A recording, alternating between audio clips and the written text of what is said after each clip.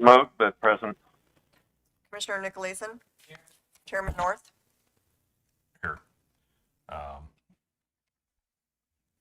At this time, I'm going to ask Brad to open us up in a word of prayer. Honored Mr. Chairman. Just read a quick psalm, which is a prayer, and say a few words of my own. Lord, just pray your blessings upon this governing body, the Natrona County Board of Chairmen. Just thank you for their commitment and service, and we certainly lift up each one individually, their families, their personal health and well-being as they sacrifice on behalf of this amazing, vast piece of land called Natrona County with 80,000 some residents and massive responsibilities. But in the words of Psalm 113, we praise the Lord, you his servants, praise the name of the Lord.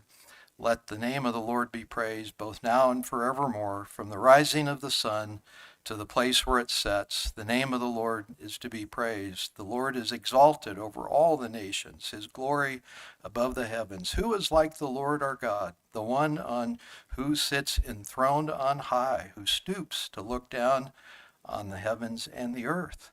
He raises the poor from the dust and lifts the needy from the ash heap. He sits them with princes and with the princes of people. He settles a childless woman in her home as a happy mother of children.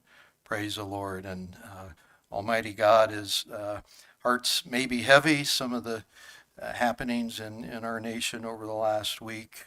We just look to you and just give hope and strength and encouragement to all. And over this Board of Commissioners here for our amazing county, would you just give them over the various decisions and proceedings for the well-being of these people, as our Constitution states that we are grateful to you, God, for our civil, political, and religious liberties, and we desire to secure them to ourselves and perpetuate them to our posterity. Now may you grant this governing body the wisdom of Solomon, the tenacity of Job, the creativity and strength of Deborah. Blessings, we pray. In Jesus' name I pray. Amen. Thank you, Brad. Appreciate it. Would everyone stand for the Pledge of Allegiance, please?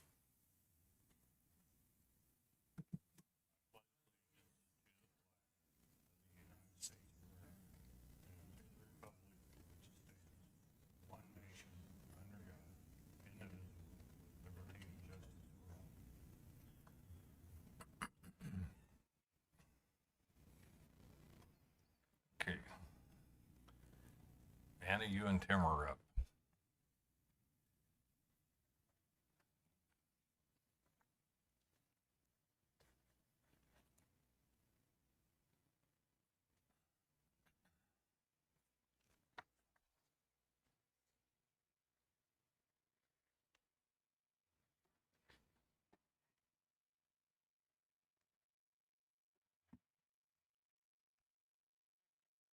Than usual.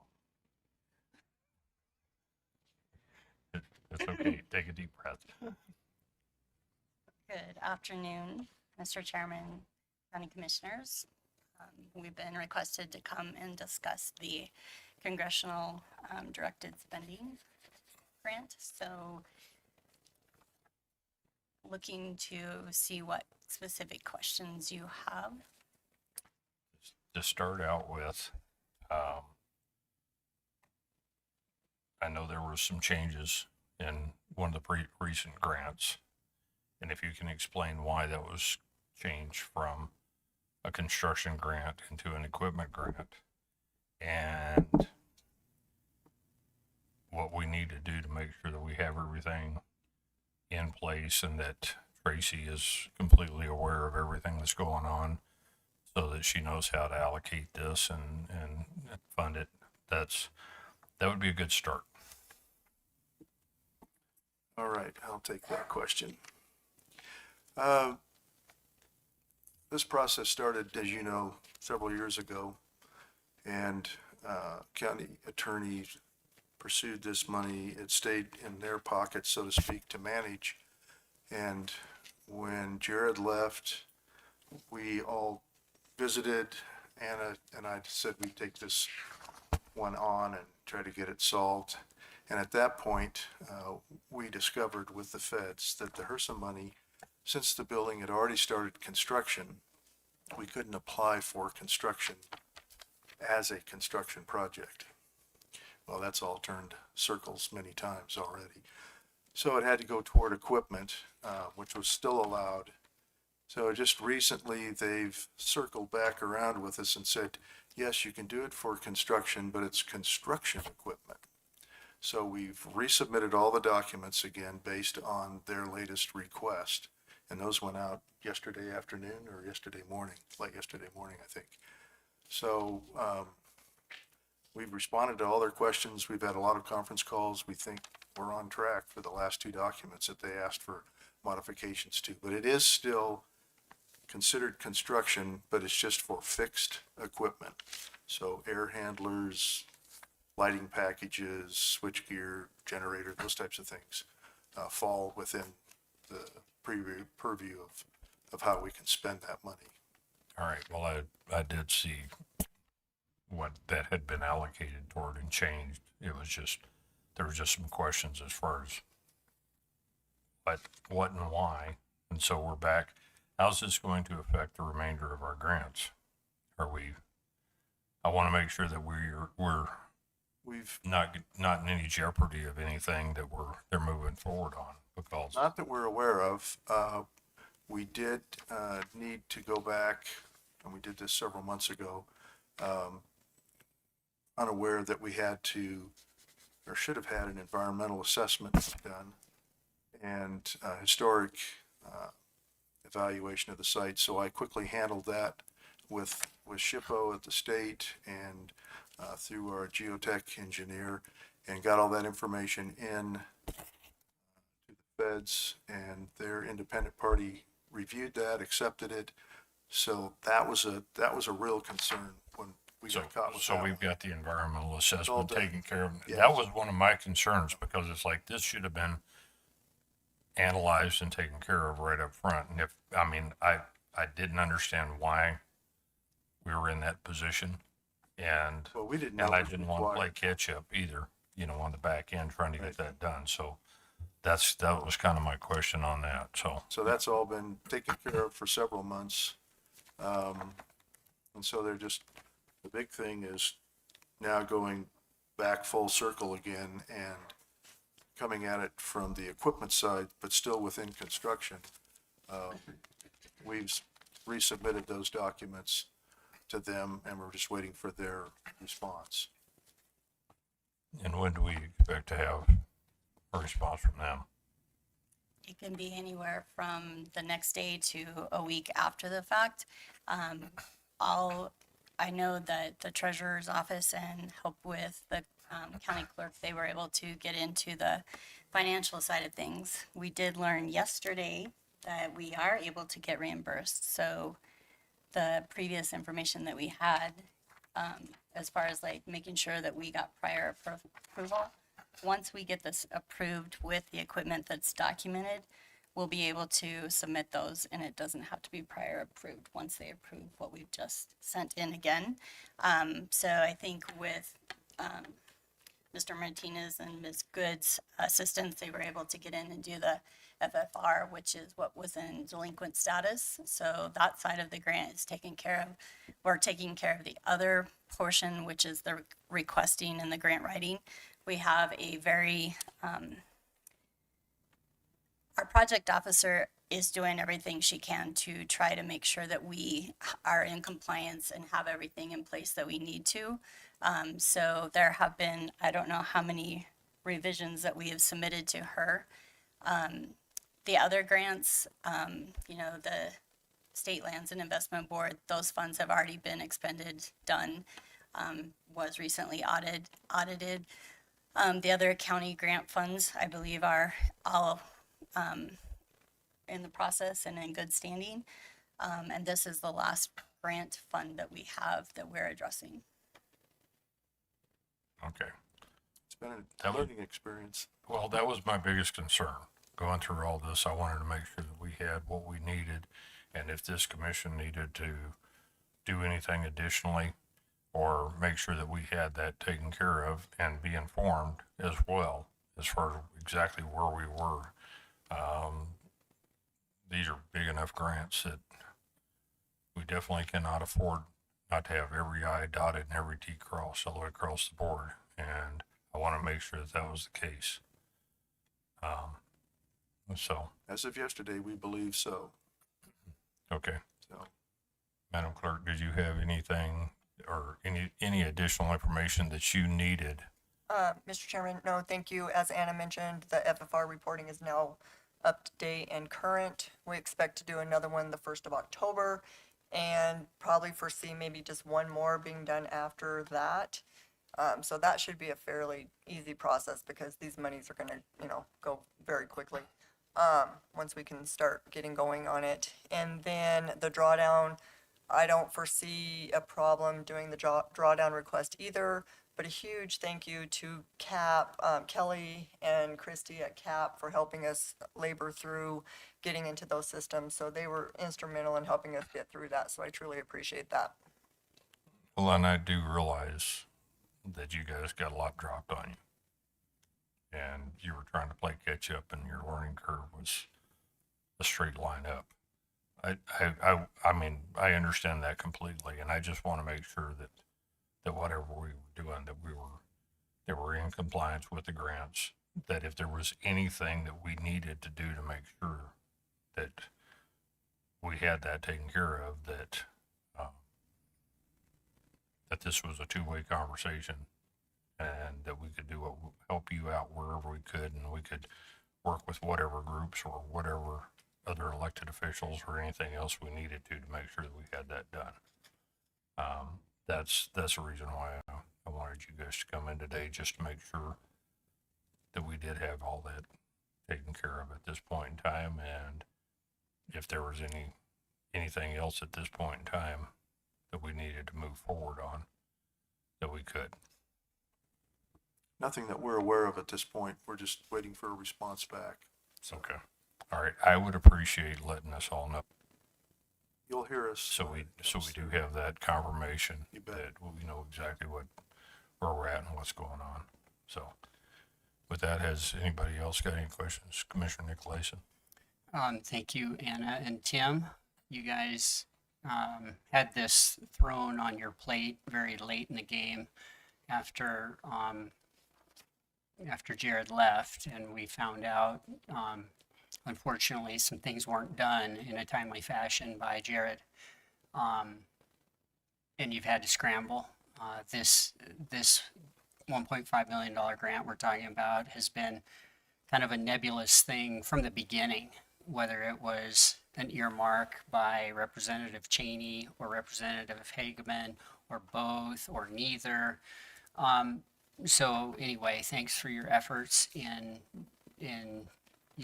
doing what you've done to get us to this point. It looks like we're moving in the right direction, and I know it's been a team effort with Tracy and Kelly. So that's good. That's all I have to say is thanks for your effort. Thank you. Anybody else have any questions? Okay. Thank you for coming in. I appreciate it. Thank you.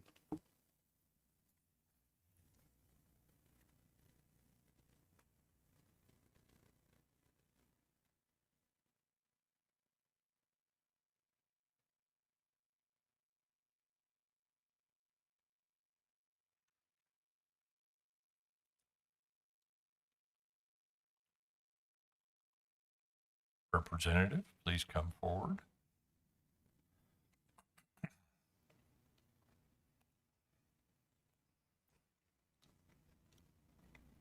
I asked Representative Lean to come in because she had some information that is coming out of Doge and some other stuff about funding that has been announced that I hadn't heard about completely, and I just wanted to make sure that the commission was aware of that. And if you would be willing to share that information, I would greatly appreciate it. Thank you, Mr. Chairman, Commissioners. Thank you for having me today. I hope that Mr. Milne is feeling better. The one thing I want to start with is the Big Beautiful Bill Act and the Rural Health Transformation Program and how it's out there to sustain our rural health care. On September 18th in Buffalo at 7 p.m., there will be a meeting. It's open to the public. Say that slower. September 18th in Thursday in Buffalo at 7 p.m. There is a meeting at the Bomber Mountain Civic Center. The Wyoming Health Department is seeking input on rural healthcare challenges, strengths, and opportunities. They also have meetings on September 30th in Lander at 12 p.m. and October 2nd in Laramie at 6 p.m. Those will be the ones closest to our district. Part of coming today is that I would like to carry any concerns that the commission may be able to voice. Listening to the last commission meeting online, as I was unable to attend in person, I did hear the banter between commissioners on some real concerns within our community when it comes to the medical facilities. Some of the goals of this funding, there's $10 billion over a year for 5 years. That's an important number to keep in mind. Some of the goals of this funding are to make rural America healthy again. Wyoming definitely qualifies in there.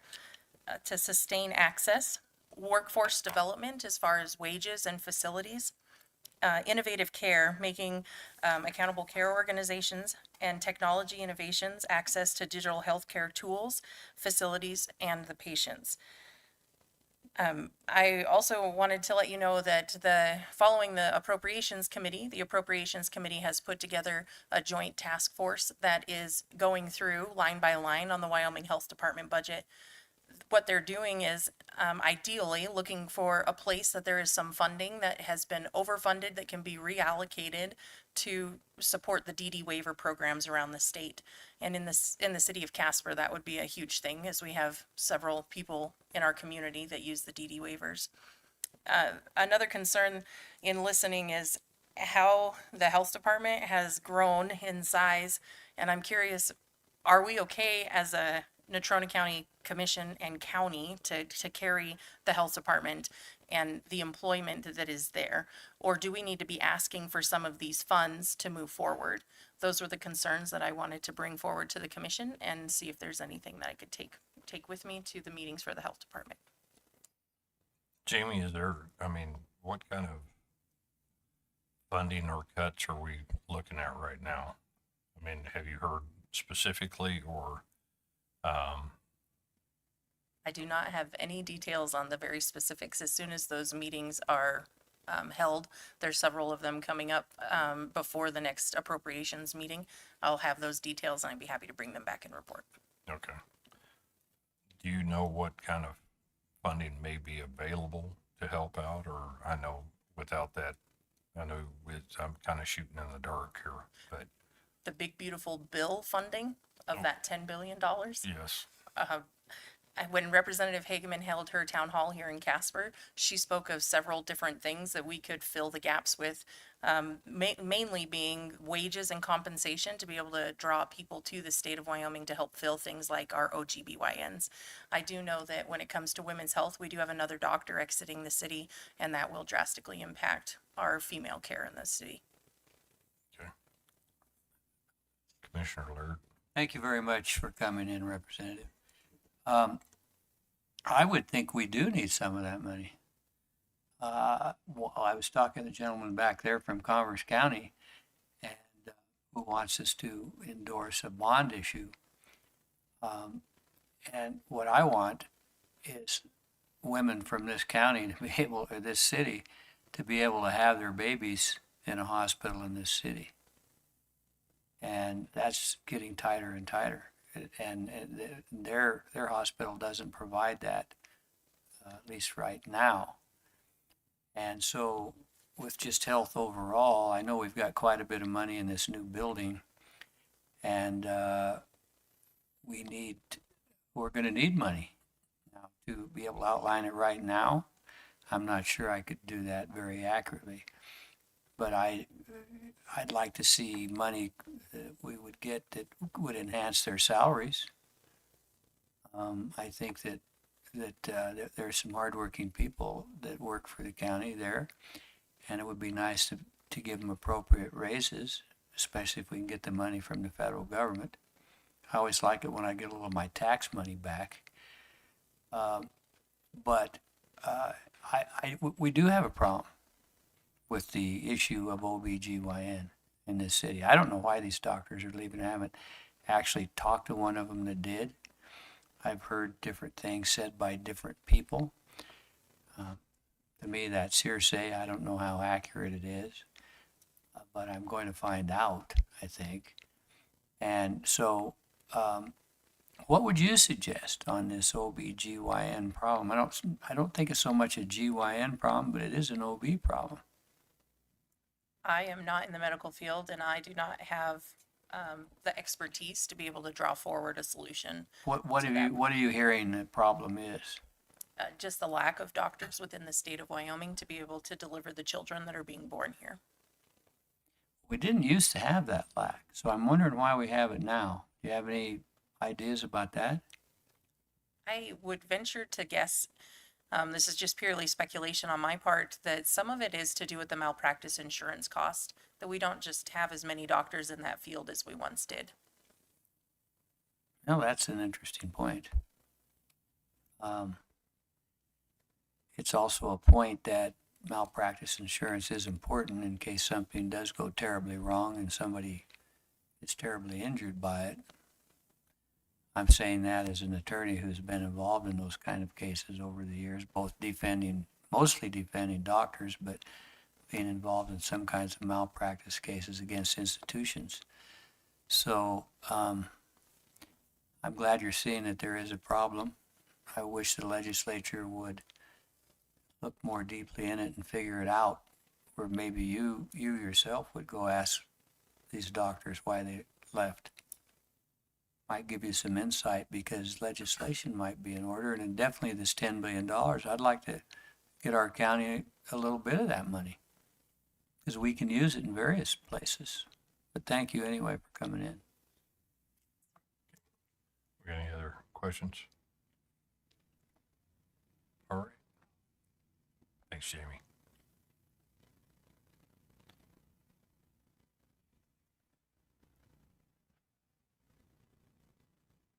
Well, I don't see Nick. He was in here before Heather.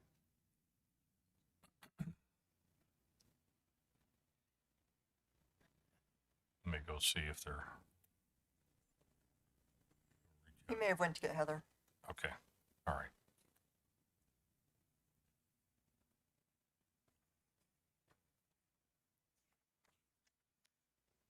All right, we'll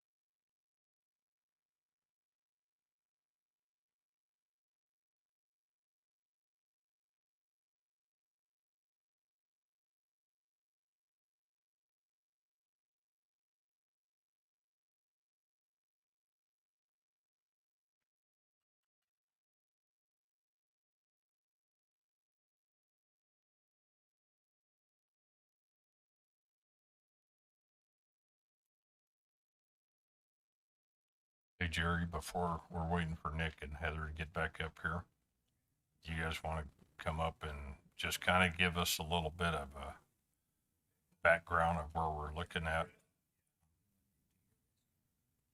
Yes. Or Mr. Chairman, Yeah. I'd like for Nick and Heather to hear what Yeah, the they're chief has coming. to say, They're- please. Nick's right there. He's coming in right now. So you gotta, you gotta push the button. Jerry, you gotta push the button or else none of that gets recorded. So.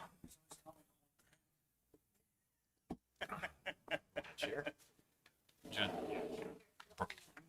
Brian, if you'll just give us a short synopsis, and then what we'll do is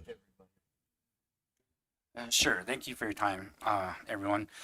Brian Oliver, Natrona County Fire Chief. To my left is Chris Cody. He's our fire marshal. We have our vice chairman of our board, Jerry Wyatt here, as well as the chairman of our board, Dean Jackets back there, and we should have our secretary treasurer, George Tillman, here with us as well at some point this evening.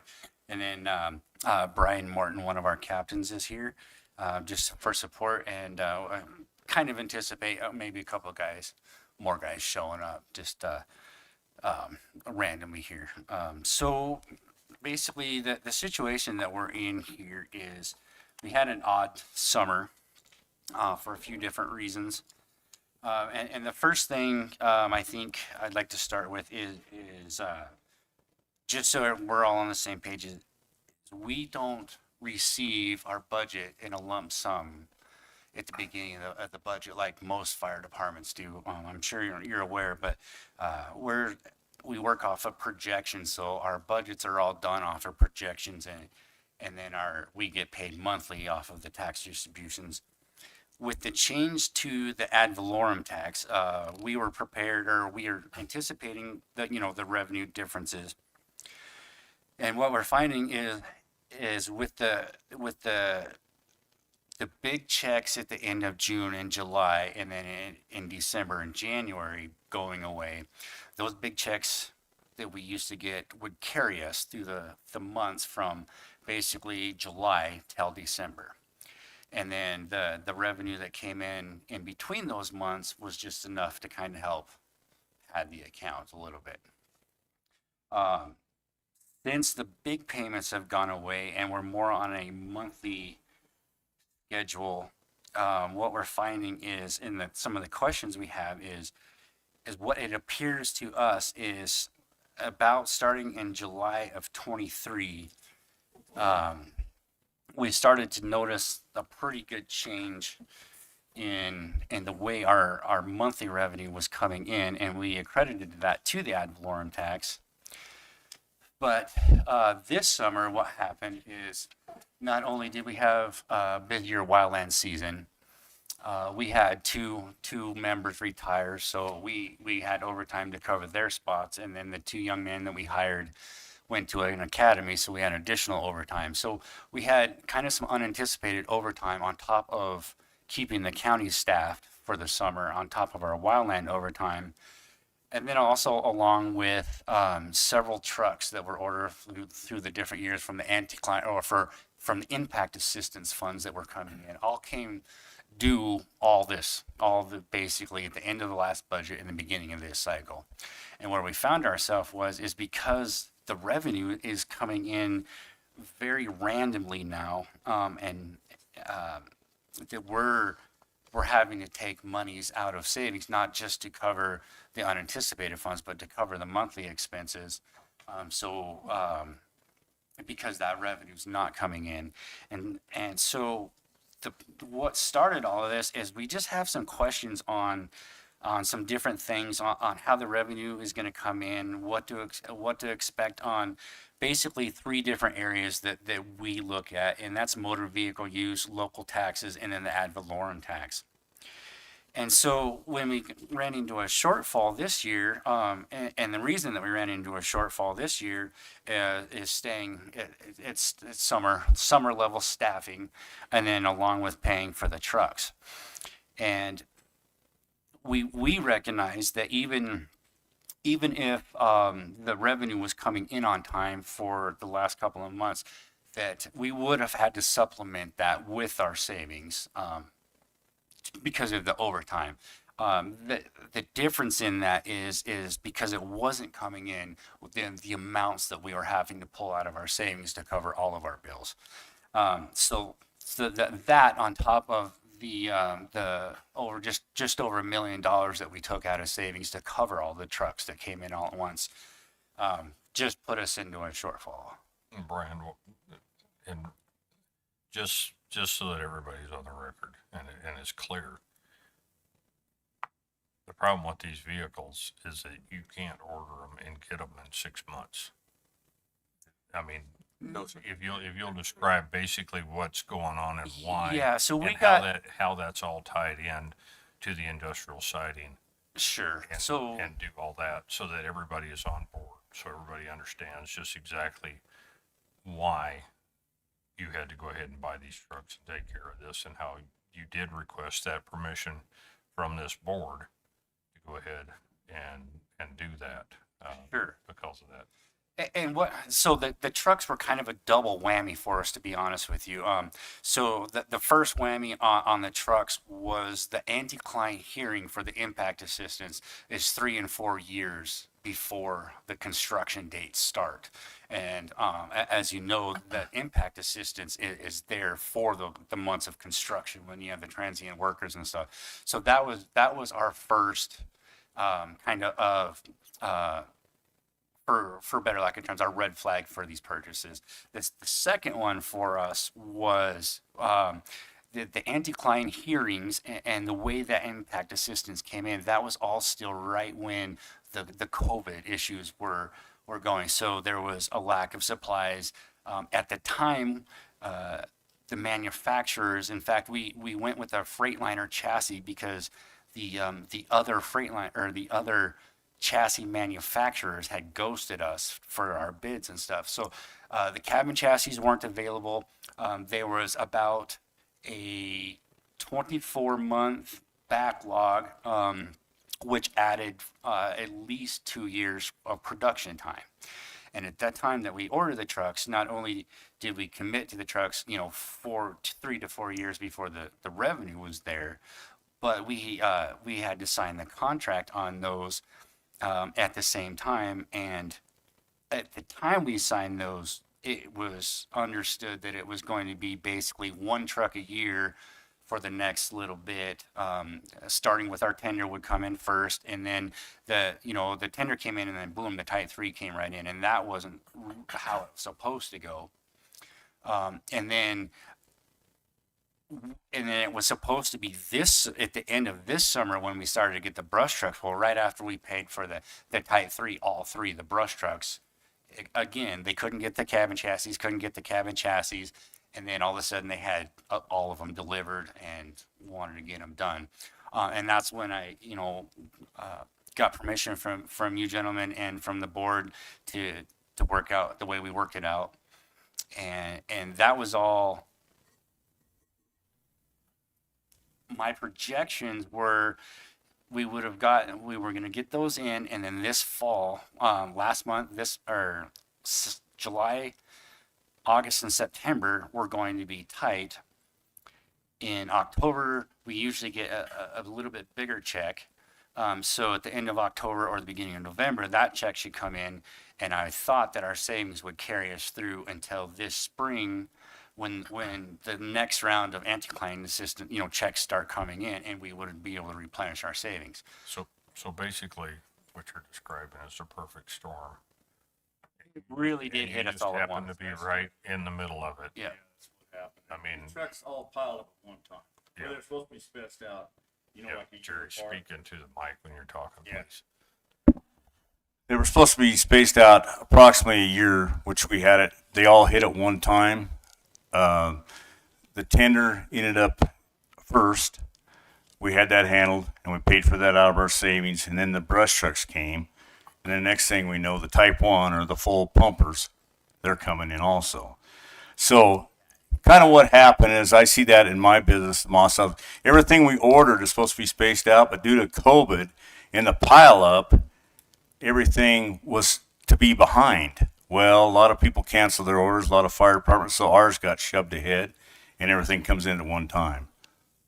And unfortunately, the money didn't come in. Okay, Commissioner Laird. How much of your, what's the number, if you can estimate or know precisely, is how much of your savings have you spent? We spent, yes, I do have that actual number for you, and it's I have it here somewhere. It's just over $1.1 million out of our saving. Well, I'm hoping we get it all straightened out for you today. Yes, sir. Because Well- I know you need the money. I don't think there's any question about that, so And we we need appreciate to have it. we need to have a functional fire department. And we recognize our end. And this is not necessarily something that has taken us by surprise. Like I said, we started kind of asking questions on this in July of 23. So, but what we recognize is we're just gonna, so we have a new payment, a large payment that comes out right at the end of our budget, right at the end of June. And that's the A plan retirement payment, that all that stuff happened. We have a large payment there. And then July, of course, is when our insurance and all of our yearly stuff renews, plus our overtime. So we recognize that what we're gonna have to do is no matter what, moving forward with the ad valorem changes, we're definitely going to have to adjust our monthly. I'm going to ask you a quick question because this is something I've done in other aspects that I'm work at quite a bit. Is there any way that you can, like with your insurance, change your premium date so that you're not hitting it at the first part of the year, but have it delayed until January 1st or something like that? I've done that because that way you'll have this other income coming in. You have less overtime, you have less requirements and stuff like that. And, you know, it's just a matter of spreading out the bills Yeah. so that to the time frame when you have the money. And most of the insurance companies that I have worked with over the years, you're more than happy to take your money for part of the year and then just change that initial date where you do the rest of it during that time. I'm just asking. I'm not I telling you will what ask. to do. I I'm think just asking yeah. if that's something you're willing to explore or Oh, at absolutely. least look at, Yeah. so that you can distribute, you know, some of those costs a little bit more out so that I know how that is. It seems like they always come at the very worst time Yeah. that they possibly could, because that's when well, it's like during the summer months. You said it. You're out on Fed fires, you're out on other stuff, you got the insurance coming due, you have all this other stuff coming due. And if that's something that you can look at, I would appreciate it if Oh, absolutely. if that's I will. something that you Yeah, can do, 100%. just to try to spread that out a little bit. Yeah, I'll email them first thing. I have in a the morning. question, Mr. Chairman. Mr. What Laird. is the solution for their problem today? I'd like to hear that. Well, and I think we've kind of got an idea of where you're at right now. Some of the other stuff is a question that you'll need to bring up directly to the treasurer. We cannot answer that question. The treasurer's right there. Is here. Yeah. But yeah. I'm gonna have, if you guys don't mind, I'm gonna have them come up and we have discussed a few things and see what their options are, and then we may have you come right back up afterwards. I don't know, I didn't hear a number you need now. So to get through my estimation for the rest of September, with our next payroll and stuff will be just about 180 to 181,000.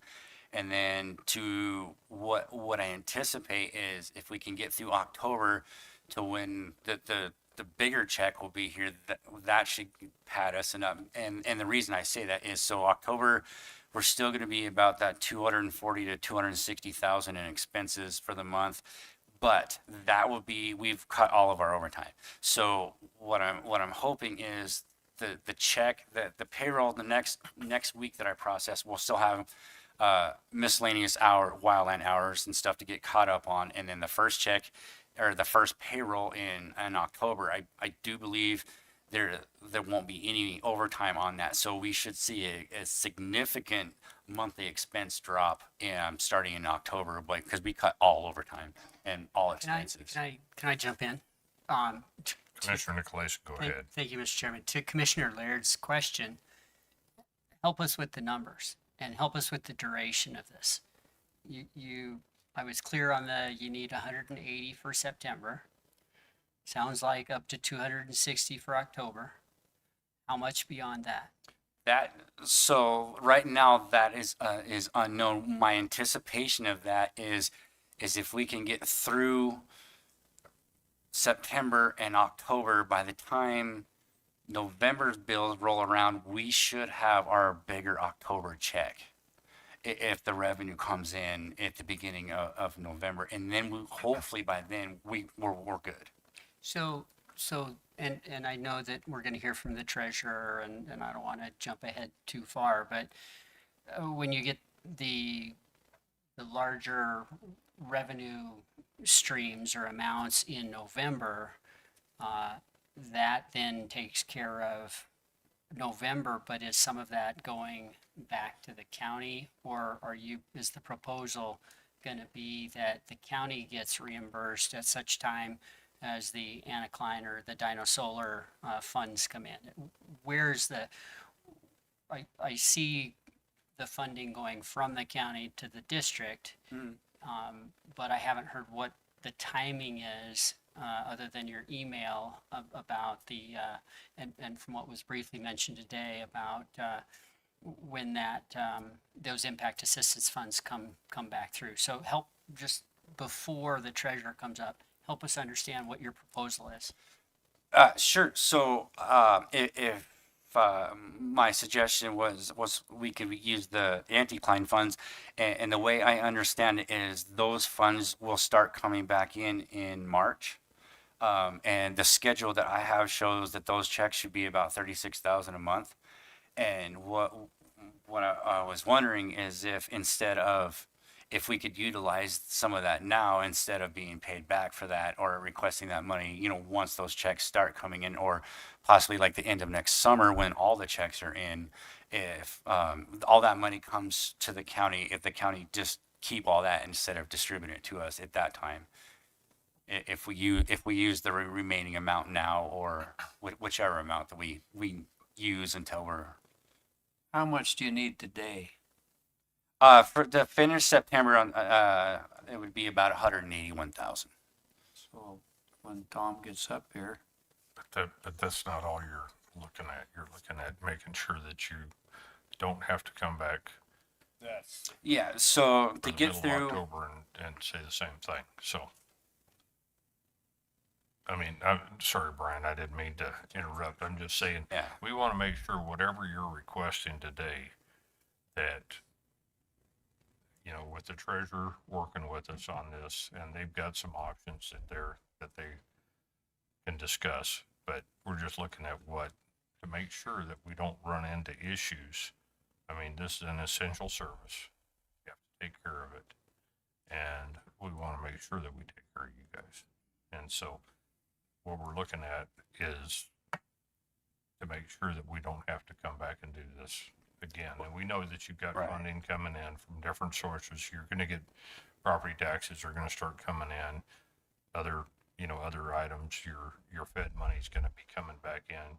You've got other things that are coming back in. So that's kind of where we're looking at is just what we need to do to make sure that you have what you need, and it's not us giving you money, it's making sure that you have what you need, and that as that money comes back in, that it's taken care of. sure. Mr. Chairman, I agree with you, but I still want to pinpoint. So today you'd need a check for you'd like to get a check today for 184,000. And then what does it really cost a month to run this organization? This time of year, we're between, depending on how busy the wildland season is, we're between about 260 to 280 a month on average. With no overtime, our monthly spending, we should be able to drop that down. I'm going to stay on the high side and say about 240,000 a month right now. But Does that money come directly to you from the treasurer's office? yeah, most of the time that the way that the revenue comes in, it's spread out to where it covers our monthly expenses and gets us started within the next month. And then if there's anything that's shortfall, if we have to take out a little bit to cover that month from savings, that's understandable. Okay, so have you talked to the treasurer about this problem yourself? I've tried a few times to make contact via email, and I've asked a couple of different folks in a couple of different offices, and I Haven't talked to the treasurer. He's here. He's here. I see him here. He's going to come up here in a minute, and I hope he can answer this question because I want to know if you're going to get money and how much you're going to get and when you're going to get it. I'd like to know that. We appreciate that because that's what we want to know too. So, all right. I just have one question. Okay, Commissioner Coates. So, Chief Oliver, thanks for coming. I understand you want to let those anticline funds, dinosaur funds, whichever they would be, kind of backfill for the county? Are all those expenditures something that is applicable as far as you ask for something for anticline to cover? And anticline says, yes, you can have this. So any of those funds that we give you, are those things that can actually be reimbursed for the county? Great question, Mr. Commissioner. So with the anti-client, the monies that we would be asking for reimbursement, we have already made those purchases and fulfilled that original obligation for. So that, as far as the what I testify to the Industrial Signing Council, that has been fulfilled. Yes, sir. Okay, so there would be no reporting issues then. I do not believe so. That would be something I would definitely have to check with Tracy and the gals with.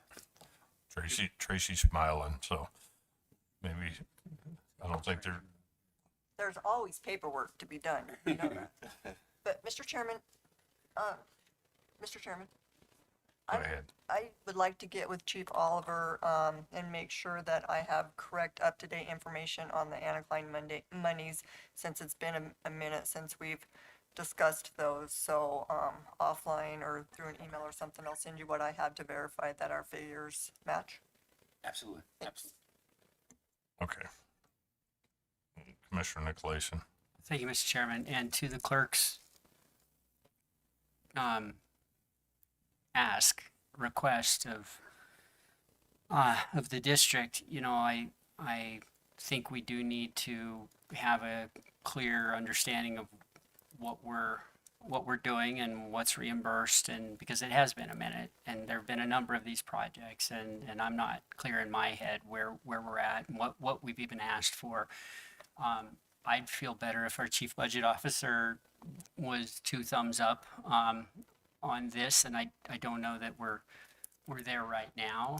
I think we should get you through September and October for sure.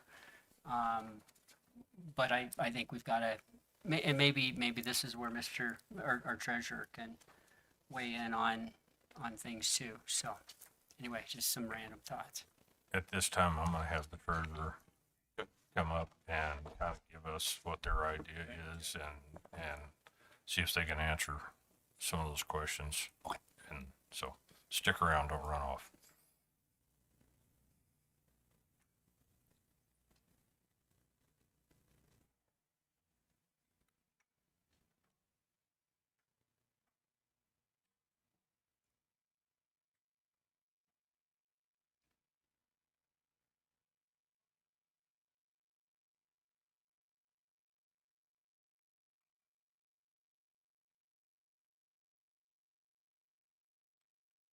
Heather, you can grab another one of those chairs and pull it up here.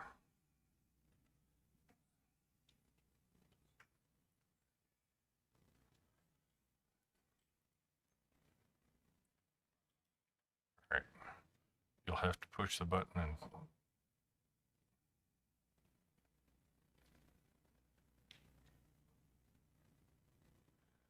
all right. Who wants to start? Heather? I know we've had some conversations about it, about basically the carryover and just making sure that they can keep operating. If you would share what your thoughts on that are to start with. So, and yeah.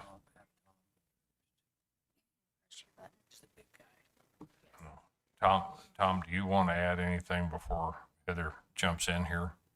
Well, first of all, these months currently, we don't collect much tax because we're preparing for the new one. In October, November, that should start coming in. You can pull that closer if you need to, the mic. All right.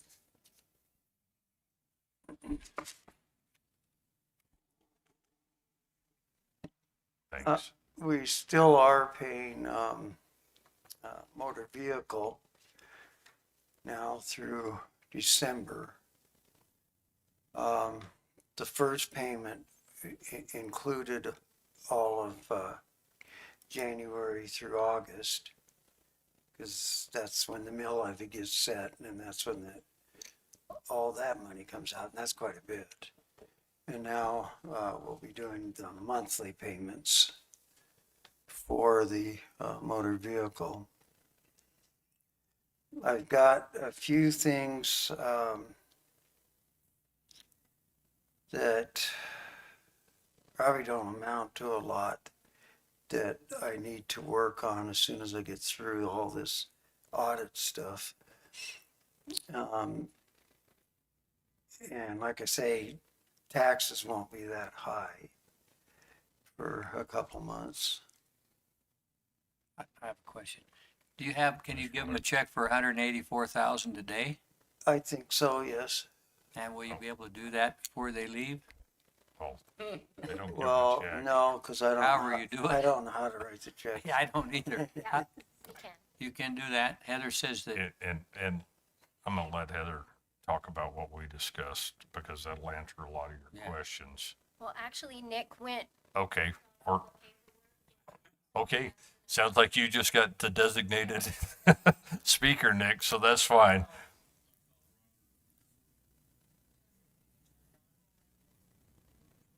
There's a button on There you go.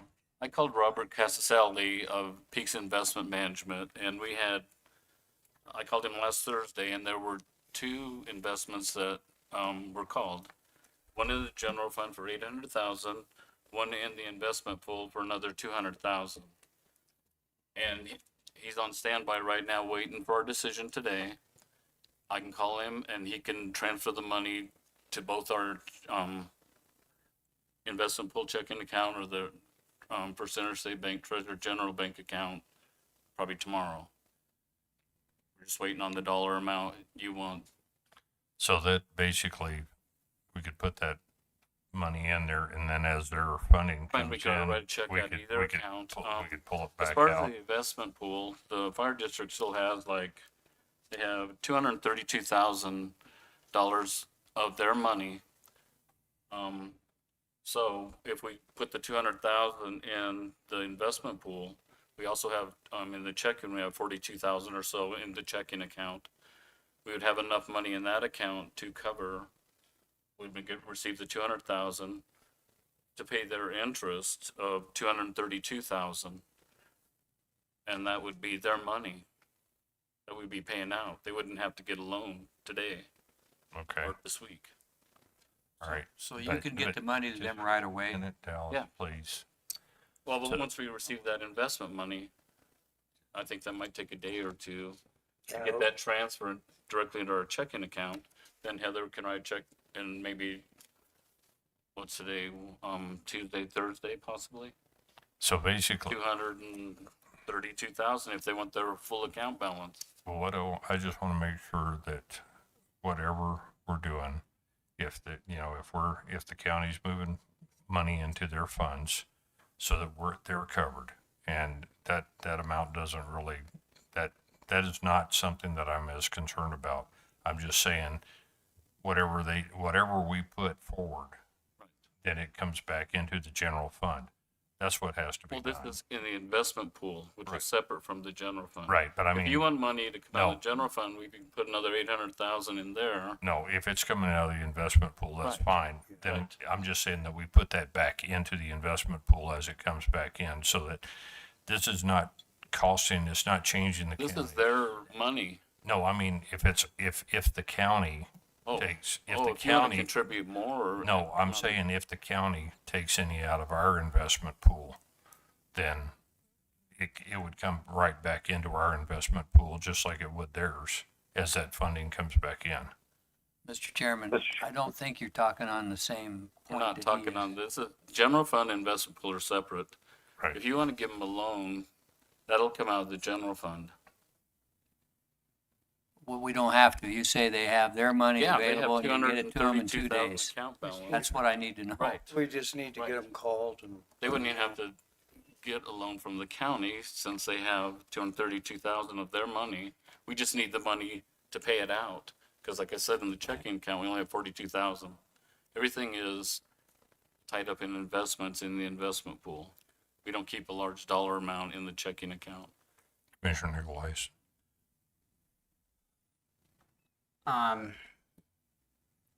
It seems like a no-brainer to get them their money because Robert can make that happen Right. within 48 hours. Right. It seems that the we may need to have another discussion in 2 weeks or 4 weeks. And by that time, I think our clerk will have had a chance to confer with both your, Mr. Treasurer Doyle's office and with Mr. Oliver to kind of have a recommendation for the best source of funding, for the next pay period or the next 3 or 4 months, whatever that is. I don't think that we should be liquidating that $800,000. I think that should go, we should keep with our same system on that. And I don't think we're talking about the general fund at all yet, or any loans yet.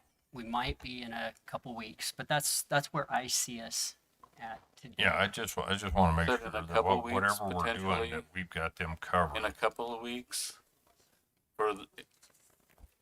Okay, should we keep the 800,000 that got called in cash? Not reinvested? I think it should be reinvested. Oh, okay. Yeah, that's the plan I think we stick with. Yep, Okay. hold- Oh, I see what you, It's just the okay. 200,000 Right. that has Just get the had rolled off. 200,000, distributed, which was an investment pool investment that, got called. Right. Commissioner Milne, do you have something you wanted to add? No. Yes and no. Yes, I also am in agreement that the general pool needs to be reinvested. If the fire department has money there to cover their expenses right now, 200,000, then it's their money. We need to have them use that first before we give them a loan. So that's kind of my stance. Okay. Well, my understanding, Mr. Chairman, is there's no loan. This is their money. You're going to get it to them in 48 hours. They need it. Do we need to talk about anything else? So Anybody else? I just want to make sure that whatever we're doing, Oh, I just made sure of it. that if it comes up in the future, that we're looking not just short term, but we're looking at long term. If this goes on for 3 or 4 months, as the property tax revenues come in and some of the other stuff, that we don't have to have, that we're all on the same page. That's all I'm asking, is that we're all on the same page and making sure that we've got that taken care of. Because they can't control if they have wildfires. They can't control a lot of that stuff, and there's some of that stuff that, right now, if it's day-to-day operations, they can cut out their overtime. But if they have a big wildfire, there's absolutely no way in the world they can control that aspect of it. They're going to have to call back everybody in and get them going, because that's just the way it works. And that's all I'm looking at, is to make sure that whatever we're doing, that they have what they need, whether it's out of their assets or if it's something that we need to look at. And that's all I'm saying. Commissioner Milne, did you have something to add? Yes, sir. Thank you. I think, like I said, that the fire department, it'd be best that they use their funds, and then if they need a loan in the future coming up to pay for any fires or whatever that comes up, then we discuss it at that point. But I'd like to see the fire department use their funds initially, so it keeps it a little cleaner. But I would encourage them, as those funds come in from the siding council, if they're able to put back some and replace those funds that they're going to be using for investment for future problems, such as just this right here. I mean, if those funds weren't there and weren't available, it'd be an issue. But this kind of helps out things, because somebody in the past had the foresight to invest those funds. So that's my only comment. Okay. When did the anti-climb come in? Mark. Oh, okay. So it's going to be a little while. And, and a lot of this stuff is just, like I said, it's just perfect storm. Equipment came in ahead of time and they already had to put down payments on a lot of that stuff and everything else. And it's just, an unfortunate situation that we didn't have that funding up front. And I would love for our legislators to work with the DEQ and change the rules so that they actually have that, when that money is allocated, that it goes into a escrow account that the state holds, and we can pull directly from that escrow account and not have to worry about when that equipment comes out, especially if it's long-term. Equipment where you don't know if it's going to be 3 or 4 years out, the price changes and everything else. And there are some ways that we could work with that, but that's something that I would like for us to change. So I have just one but that's our legislators. question. You don't have an equipment problem now, do you? May not have one for 2-3 years. That's the idea. We're hoping for 15 to 20 years for Well, good. I think we do a lot of redundancies here, so I just want to make sure the point is you got the money to give them. It's not a loan, and you can get it to them in 2 days. Okay. Thank you. Okay. Brian, have you got any other questions or any statements about how to move forward on this?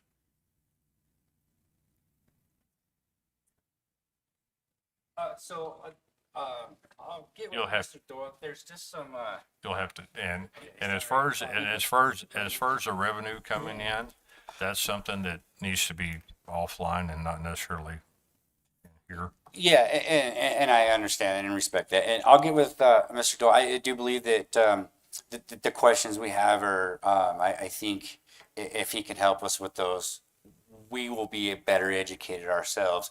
We have our expenses and our what we need to do for the special district stuff down. And it's just with the change of the ad valorem tax and the way the payments are coming, we just need a better understanding of how the folks down here get us that money. And then, we'll adjust our budget. And then at that point, if we're still over on our monthly and we're still overspending, then it's truly just 100% on us. And I think that'll really help. So Okay. if we can get that, some Okay. answers. So we're fine and dandy with what has been proposed and everything else as far as utilizing your savings account.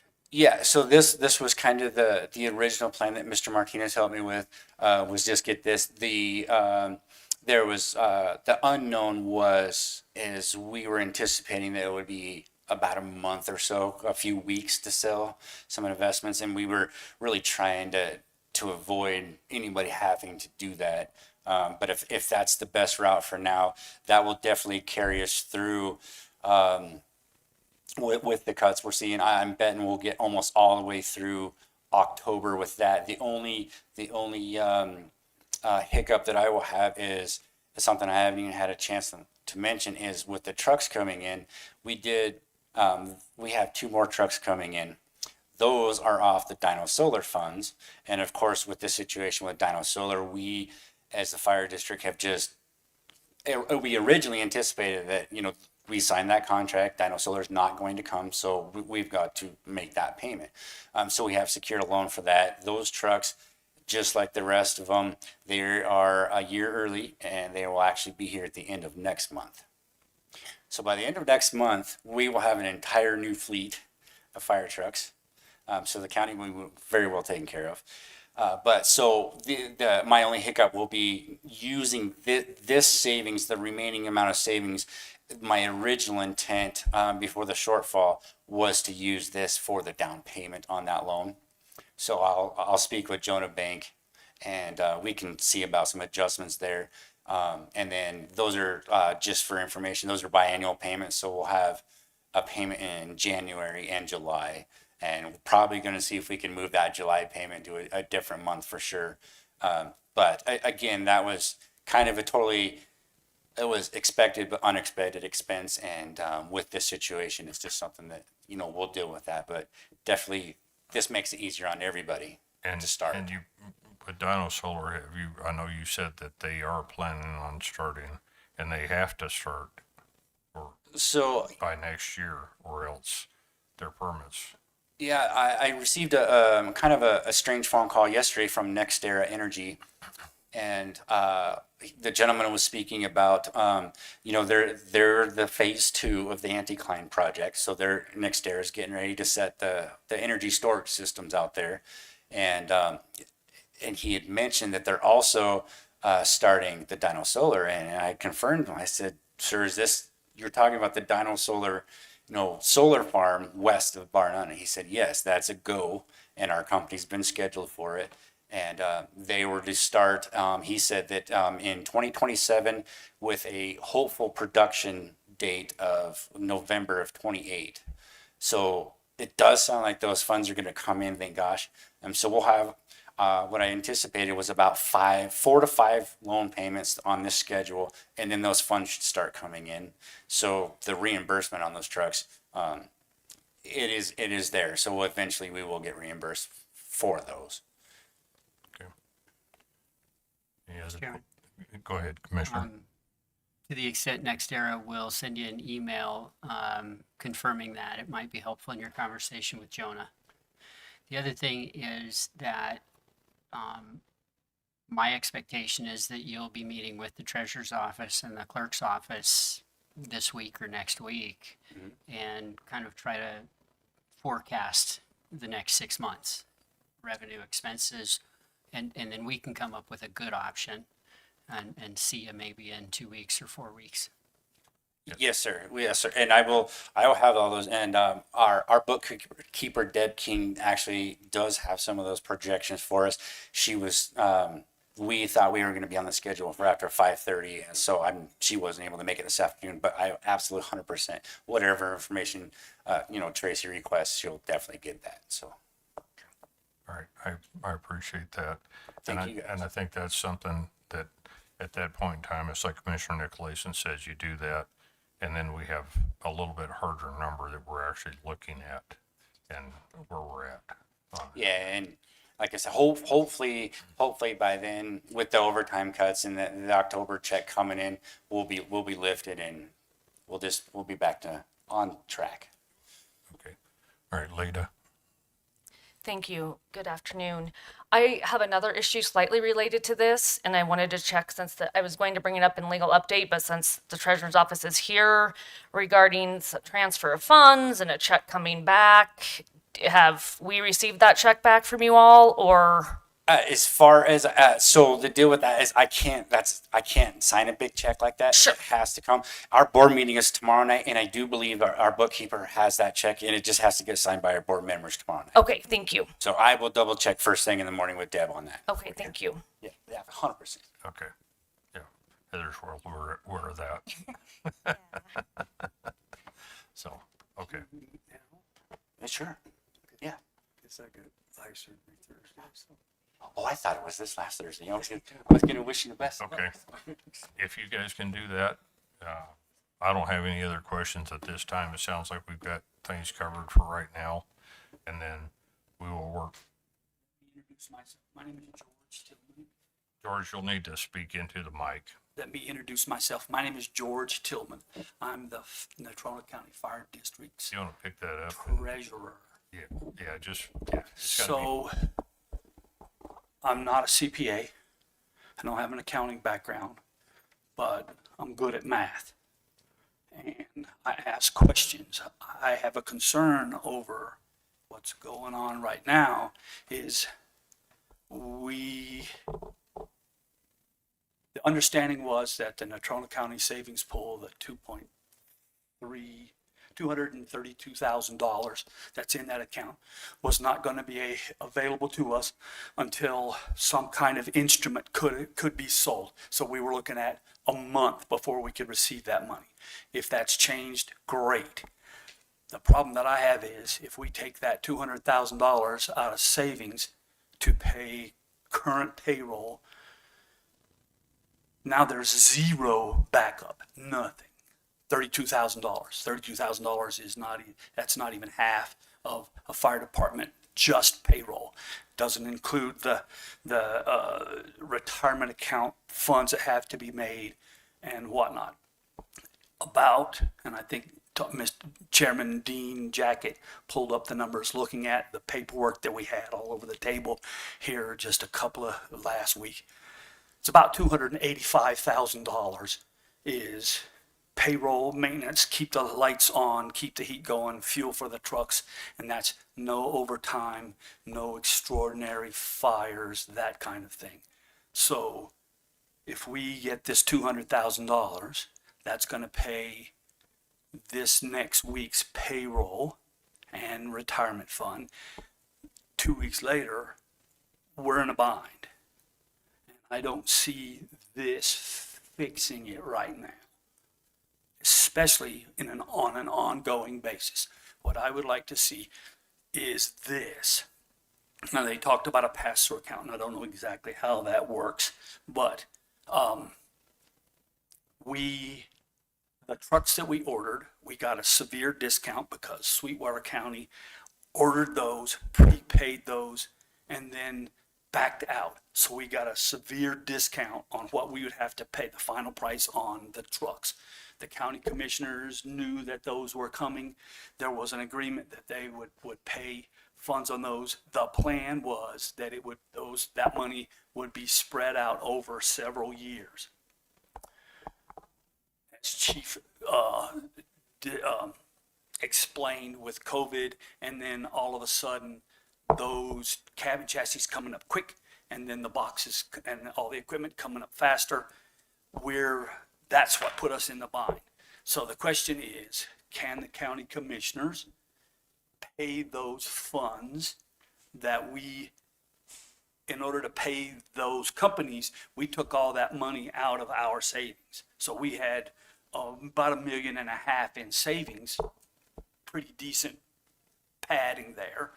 So we took all of that money out to pay them that without coming directly back to the commissioners and saying, hey, can you pay this money that was committed to us for those vehicles? Yes, it's earlier than we were told by those companies, but that's kind of put us where we are now.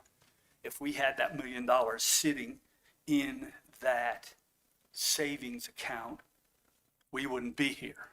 We wouldn't be looking to, okay, where's the money? Now, there are questions about the ad valorem tax, and when they changed how we were going to be, our funding was going to be, and how we would determine our budgets, they told us straight up they had no idea how we were going to figure our budget. There's no history, and they couldn't tell us how much money we would get and how often. So the chief has done an admirable job in keeping us on this $2 million budget, which we figured we were going to have, versus the $4 million budget that was originally told to us. We said, that doesn't seem right. So we stayed at the 2, and we've been spot on for the last 2 years. Okay, so food for thought, some discussion there. That would eliminate this. Okay, if the tax money doesn't come in, or the property tax changes such that the funds aren't paid to this office, then we don't get anything. And we'll be right back up here with our hats in our hands wondering, how do we pay the firefighters? Based upon what you've heard today, what do you want to have happen today? What would you like to have happen today? I'd like to see $1 million put in the fire district's accounts, which we would then take that money and put a lion's share of that right back into the Natrona County savings pool, which is where that money came from, where it should stay. Now, I know that puts a bind on the county commissioners. It put a bind on us. We didn't expect that to come as well. But we were under the expectation that when those bills came due for those vehicles, that the county commission would be paying those notes. I just have then a question of the treasurer's office. there $1 million there that we can give them and put in their account? Another 800,000 that got called last Thursday, on the 13th of last week, that Robert will also put in our account in 48 hours. So, But that would be a so general then it's up to the commissioner to decide whether, fund, yes. whether we should allow you to do that. That's what I hear the question being for the commission. Well, yeah, well, that's, would come to $1 million, 200,000 plus the, Is that a loan? That's not a loan, is it? well, the 800 would be a loan, the 200 would be their money, 200,000 would be their money. So then the Up 800 would 32. go back to what the chairman said is how do they pay that back and when? Right, yeah. Thank you. Commissioner Nicholas. I think we stick with the plan, which is we don't have a plan. So let's make a plan. Get you the $200,000 in 48 hours. If the treasurer is going to meet with Chief Oliver now, I think the clerk is going to join that. And I think if you're the treasurer of the district, you ought to join that too. Then we'll make a plan. And we know how important fire protection is. So, but I'm not willing to just say, okay, never mind about our investment plan with $800,000 and rolling it back in. I mean, we don't want to just do that off the cuff. Correct. Okay. And then we'll have a plan, and we can, To move treasurer can bring it back up in 2 weeks at our first meeting in October. And that way we'll have a plan that's moving forward. And we'll make sure that that plan takes care of the fire department. It takes care of the needs. so we can take I think care of that's where we've all settled. Correct me if I'm wrong. Plans are good. So that's where we're going right now. So with that, I don't think we have a whole lot else. I think it's time to figure out what the game plan is. And Thanks for coming in, everybody. Okay. All right. Thank you. Yep. You guys are good. All right. Thank you for coming in. I appreciate it.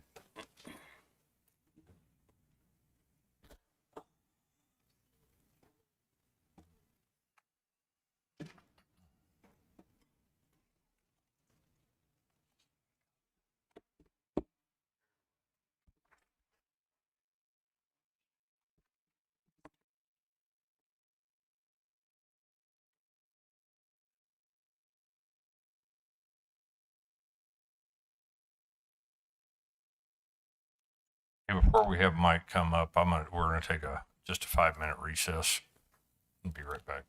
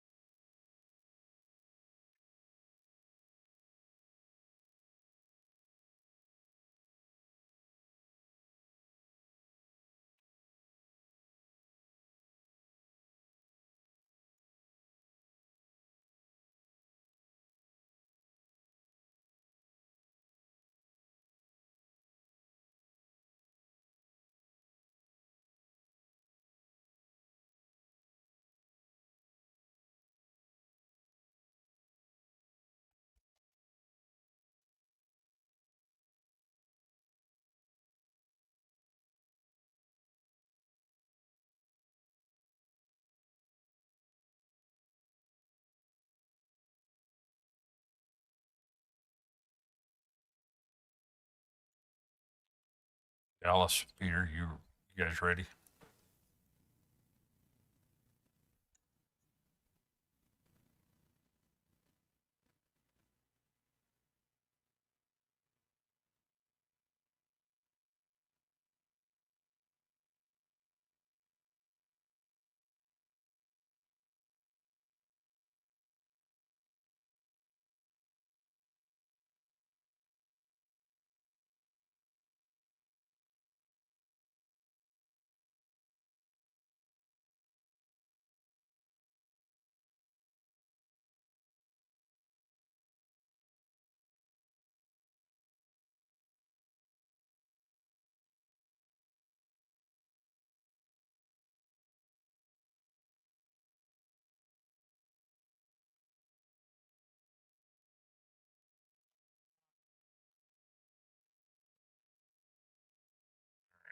Go ahead and get started.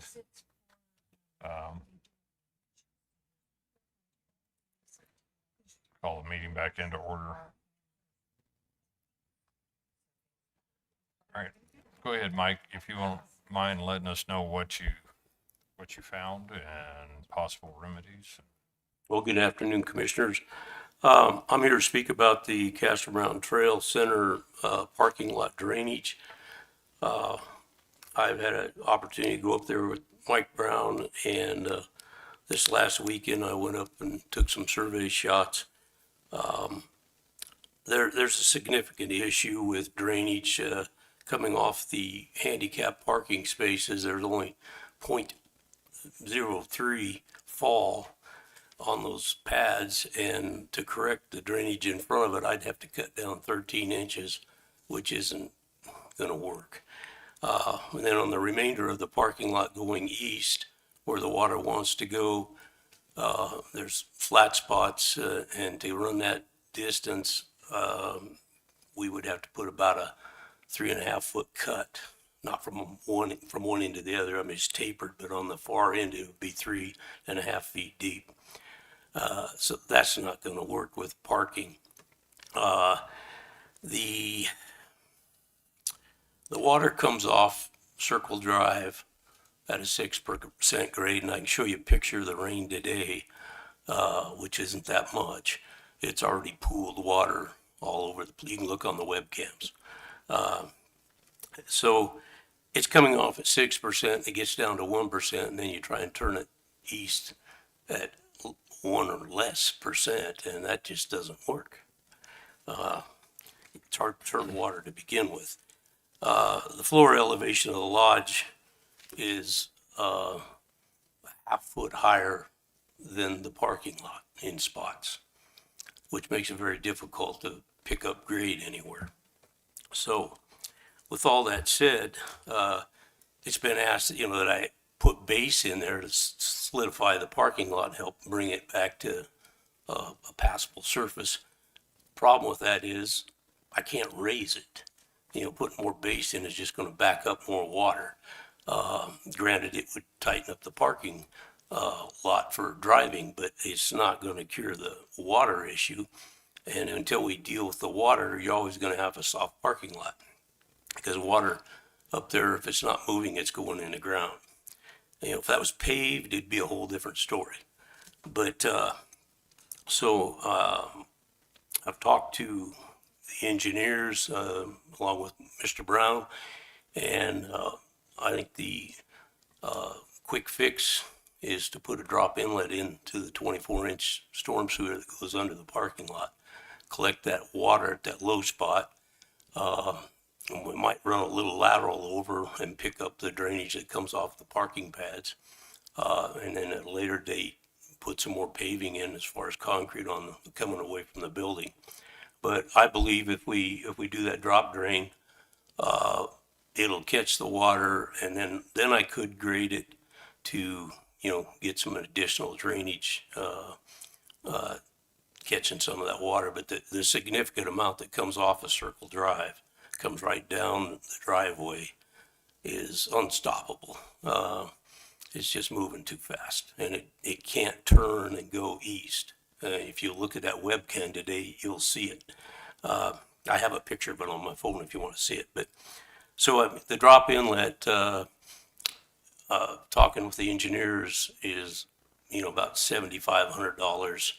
Of course, the cost of putting it in is a little more, so they're estimating to fix this thing between $20,000 and $25,000.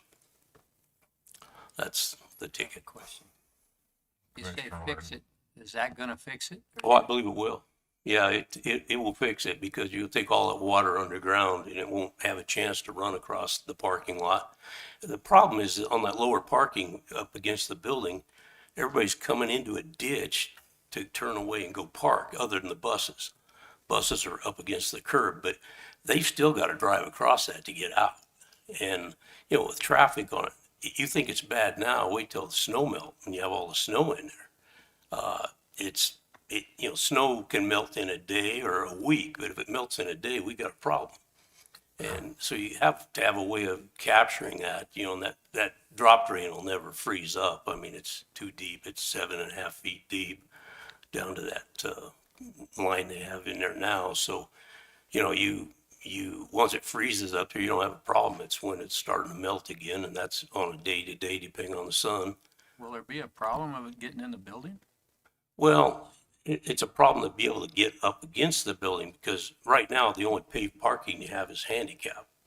So anybody else that's delivering food or product or whatever they're coming for, weddings, they're parking in a mud hole. And it's over the old existing drainage. So underneath there, you still have an existing drainage. Water doesn't go away underground. I mean, that was original drainage. And some of the pipeline that went in is in that, but some of it isn't. And some of the parking is built out over that. It was built on a fill. And they cut a lot of material down to build the building. So you got this scenario of you don't have any grade to work with unless you dig ditches. And I won't do that. I mean, you couldn't do it. You're not going to come out on it. Mike, what's the time frame if we went this route? Well, we'd have to, get some contractors that were interested and able to do it. And, it's going to be poured in place. There's some of it you might be able to pre-order as far as precast, but it's got to be poured around that pipe, and then the pipe's got to be cut out because it's going to drop straight into that. And we might run a lateral off of that to pick up what's coming off the parking pads. But water's just not moving. Well, I'm just trying to think that if we don't get something done now, then we're going to be right back in the same boat. Even if we put gravel back on the remainder of that, we're going to be back in the same boat as we were this year, where when the snow melts, we've just got a mess. Well, it's going to get soft. The upper parking, I'm not too concerned about because it's coming off at 6 and 5%. It's not sitting there going into the ground. But when it gets to that lower parking, it's trying to turn 90 degrees and run east. Yeah. And it just gives it such a chance, to pool up. And you need to go on the website and look at that today. It's just, and we haven't had that much rain. But, and you can see the cuts coming down off the road. It's moving. It'll move material. The parking lot is relatively sound, but the other issue is putting this drop inlet in will also give me another way to run our vac truck that long distance in that pipe underground. Our truck won't run that right now and clean it. So I need another access point anyway, or somebody does. And the other issue is to cut down, we go through all the fabric that's in there. And, it's 6 inches of base fabric, 6 inches of base fabric. Well, if I go down 13 inches, I'm going to tear through all that. And you're not going to want that because then you're going to get water infiltration back under that matting. And, it's not a good scenario. So, I think, the best thing to do is put the drop inlet in. But I guess my question is there any chance of getting that taken care of this fall before everything freezes? I'm optimistic. Let me put it that way. Some of these contractors are winding down. The asphalt plants are shutting down. Things are winding down. We might be able to find somebody that can do it. They have to have a trench box. I don't have that. I can't do this. But you know, the delay is that it's going to have to be formed up, rebar poured, and you know, grading put on top of it. Even if you precast it and order it, it's still got to go through that process. So it's probably easier and cheaper just to dig the hole, you know, build the forms and then cut the pipe out. And you can order the grades relatively easy. But it's the ability to get somebody to go up there right away and do it. And it's, I mean, it's low enough you don't have to bid it. We could call some contractors and see who's available. So let me, to follow up on that, if we can get base, and I know that if we put base on top of the parking lot, it's going to exasperate the issue because it's actually going to raise it up, and then we're going to have more pooling in the same location. And well, I would, I mean, we've got some time, you know, normally our winters, knock on wood, don't hit too hard before November. But, you know, if you can get the water dealt with, it's obviously going to freeze up here pretty soon too. right. But come spring, you're going to have an issue. Well, and that's what I'm concerned about is, yeah, right now it's going to freeze up. You know, we're going to start getting moisture. We're going to get in the ground and it's going to freeze up, and then we'll be fine until next spring when it all starts to thaw and the snow melts. And then we've got the same issue that we did this last spring. And I'm just trying to think about what our options are as far as moving forward, and if this is something that we could even get accomplished this year. Well, you're no worse off if you don't. Worst scenario would be we'd have a hole in the ground that water's going to run into the storm sewer. You know, if somebody doesn't get it finished, we'd backfill it, and you know, you're going to have a drop into that storm sewer. But the other way around, if I put base in there right now, and we get a lot of rain between now and you know, winter setting in, I'm going to saturate the whole east end of that parking lot. And it's not going to move, so it's going to go in the ground, and the material that's on there is letting it go in the ground, and you know, it's a catch-22. You're throwing good money after bad, because you're going to lose the base you put in there because it's going to be saturated in that area. Question. I have a question. I've asked myself this question. Can you concrete that entire parking lot? And Well, you know, the design, less than 1% is a paved parking lot or a work concrete parking lot. And we talked about putting a valley pan all the way through. But the problem with that is the heavy equipment we move snow up there with doesn't feel that stuff, and it'll pull it out of the ground right now. And same thing if I cut it, a minor ditch, as soon as you go across it in the winter plowing snow, it's gone. The gravel's gone. Some of that gravel's going to leave, does anyway, every time you plow snow. what would be the ideal fix? If you had the ideal fix in the money, what would it be? Well, you still need the drop drain, and you know, you could pave a portion of the lower parking lot. But if you get the drop drain in there, you're going to catch 90% of the water that's causing the problem. The rest of it we can get rid of. Some of it's going the right direction. Can you get the drain built this year? Well, I'd have to talk to contractors and see what we can do. You know, there's a number of them that do that. We'd have to get a small design, obviously, on the actual catch basin. Well, if we don't do that, is there a possibility we'd have to shut the place down this winter? No, I don't think going into winter you might have a day or two it's really muddy, but coming out of winter when we have the snow melt and all that snow's piled in there, if we get any, that's when it's going to be devastating, because it's a slow melt, and then all night long it's going in the ground, and you know, it might freeze a little bit, but you know, then you get the day it's 60 degrees and it's all running, then you taking gravel and everything. So it's I don't have good news. Commissioner Gleason. Here we are again talking about the parking lot up at the Trails Center. when I think the last time I discussed this was when I had my hat on as a Parks Board trustee, not the last time.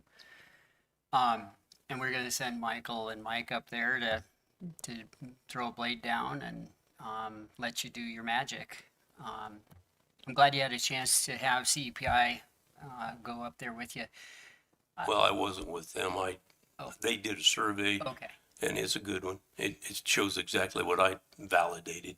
In any event, you know, my, I mean, we talked about this during our budgeting, with parks and whether this is gonna be enough gravel to fix the problem, and it sounded like it wasn't enough, but whatever. Where we are today is, I don't really wanna put concrete or a $20,000 or $25,000 structure down there unless we have a PE say, yeah, that's going to take care of what you just said, Well, which is about 90% of the water. I met with CPI yesterday So and they agree. I want it in writing.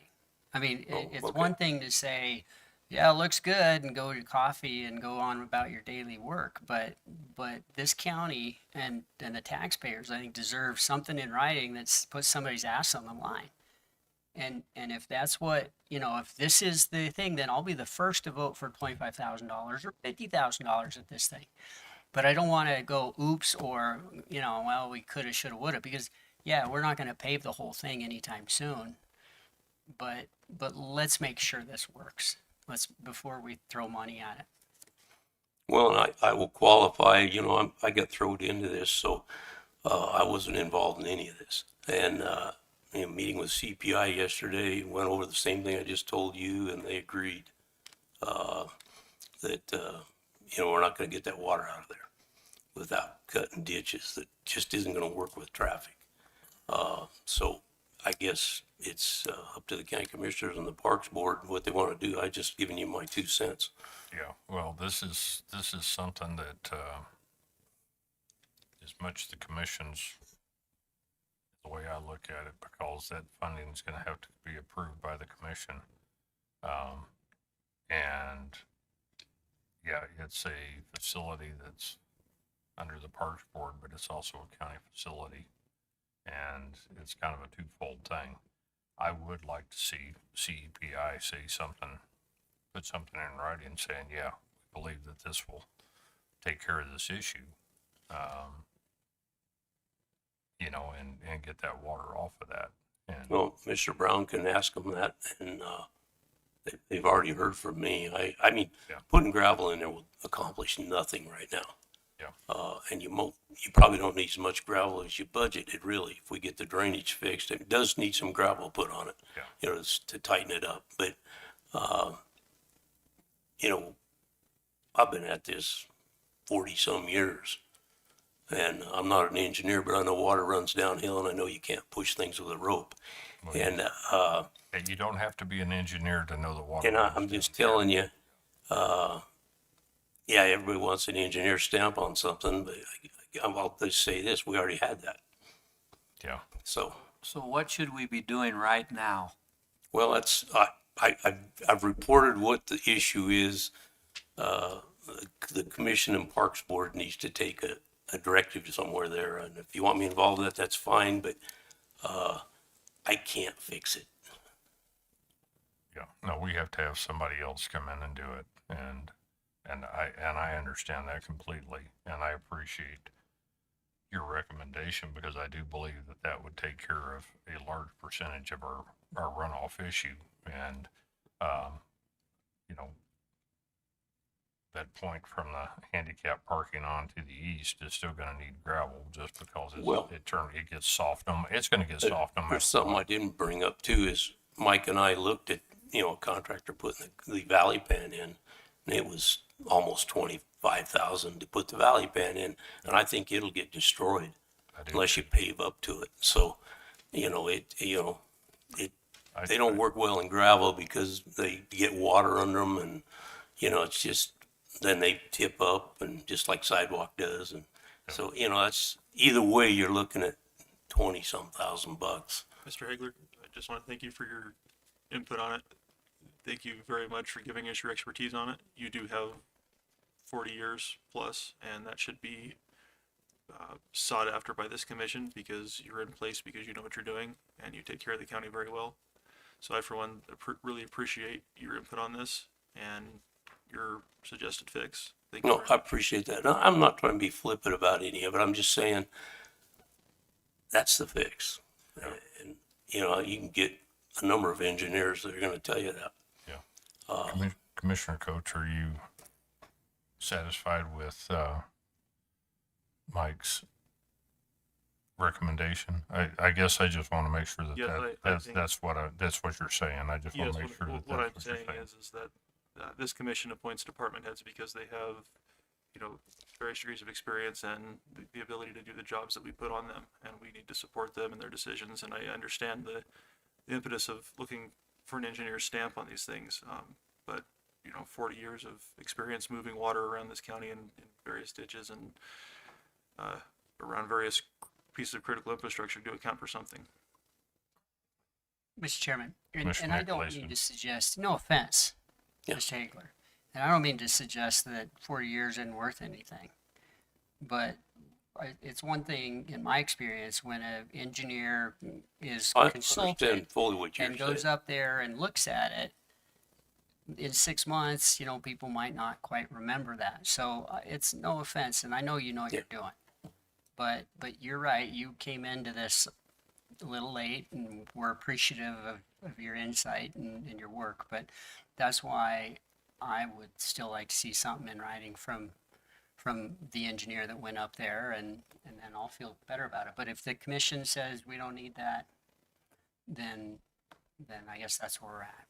Well, and it's, you know, you're dealing with the same engineer that gave you what we have. Okay. And I don't want to see the county spend any more money than they have to. I mean, I'm very conservative and, you know, gravel's not going to fix it. It'll help after we get rid of the water. But, wet's wet. Well, Yeah, I get it. Well, so, Mike, you hit it right on the money. This is the same group that designed what we have right now.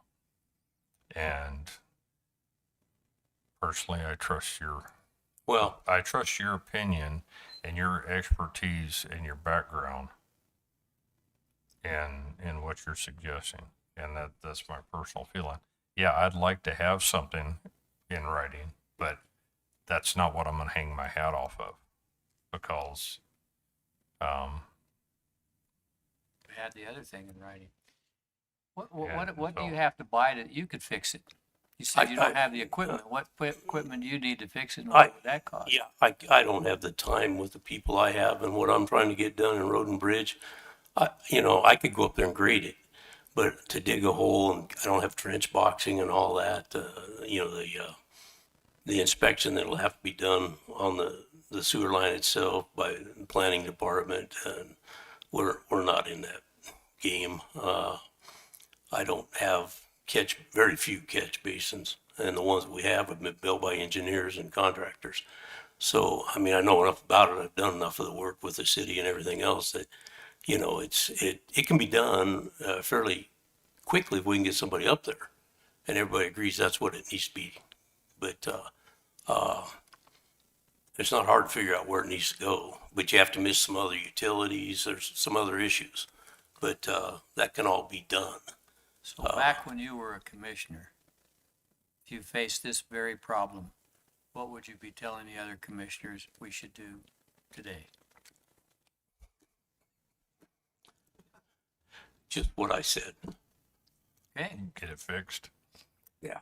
I think I think that's something that we need to look at. Jim, are you still on the phone? Yeah. I know I told you I wouldn't call on you, but I was just, have you got any opinion on this? No, I agree. One, we get fixed. Two, I'm not opposed to what Peter's suggesting. Two, as far as accountability, you know, it's hard to hold somebody accountable with a verbal affirmation one way or the other or anything like that. It seems to me that somewhere this 1% grade should have been caught, or it should have been within a design, or something should have been listed out somewhere that this mess, it shouldn't have happened. The grade should have been, 7% or whatever. So we didn't have this problem, but it isn't. And now we're back to spending more of the county money on this freaking building and problem up there. And at some point, we're going to have to bite the bullet, and pay for it. But we need some accountability here, that we're not going back and forth again and spending $20,000 again in a year to fix another grading or something like that. We need to just get it done, but we need to have some accountability somewhere. So, That's Mr. fine. Okay. I was going to throw in a little bit of humor. Right now, that building is owned by the city because it's on their land. Maybe we should have asked the city to fix it.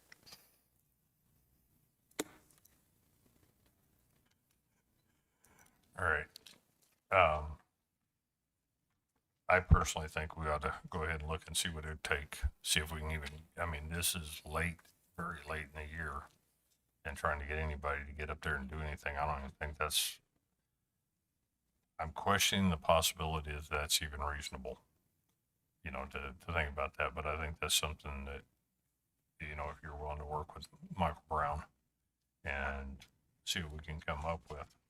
We'll take it up tomorrow and get an answer. Okay. Obviously there's materials that have to be purchased and that type of thing, but digging a hole and getting the forms in there shouldn't take too many days. No, that'd be fairly quick. But we don't. As far as getting that stuff done, but it's just a matter of getting it taken care of, and we can probably get somebody to get it taken care of, but it's just having the equipment up there and digging a hole and getting that taken care of. So, all right. Good enough. All right. Thank you, Mike. Peter said they can't sign them because they have to do with the health department. Oh, excuse me. Oh, okay.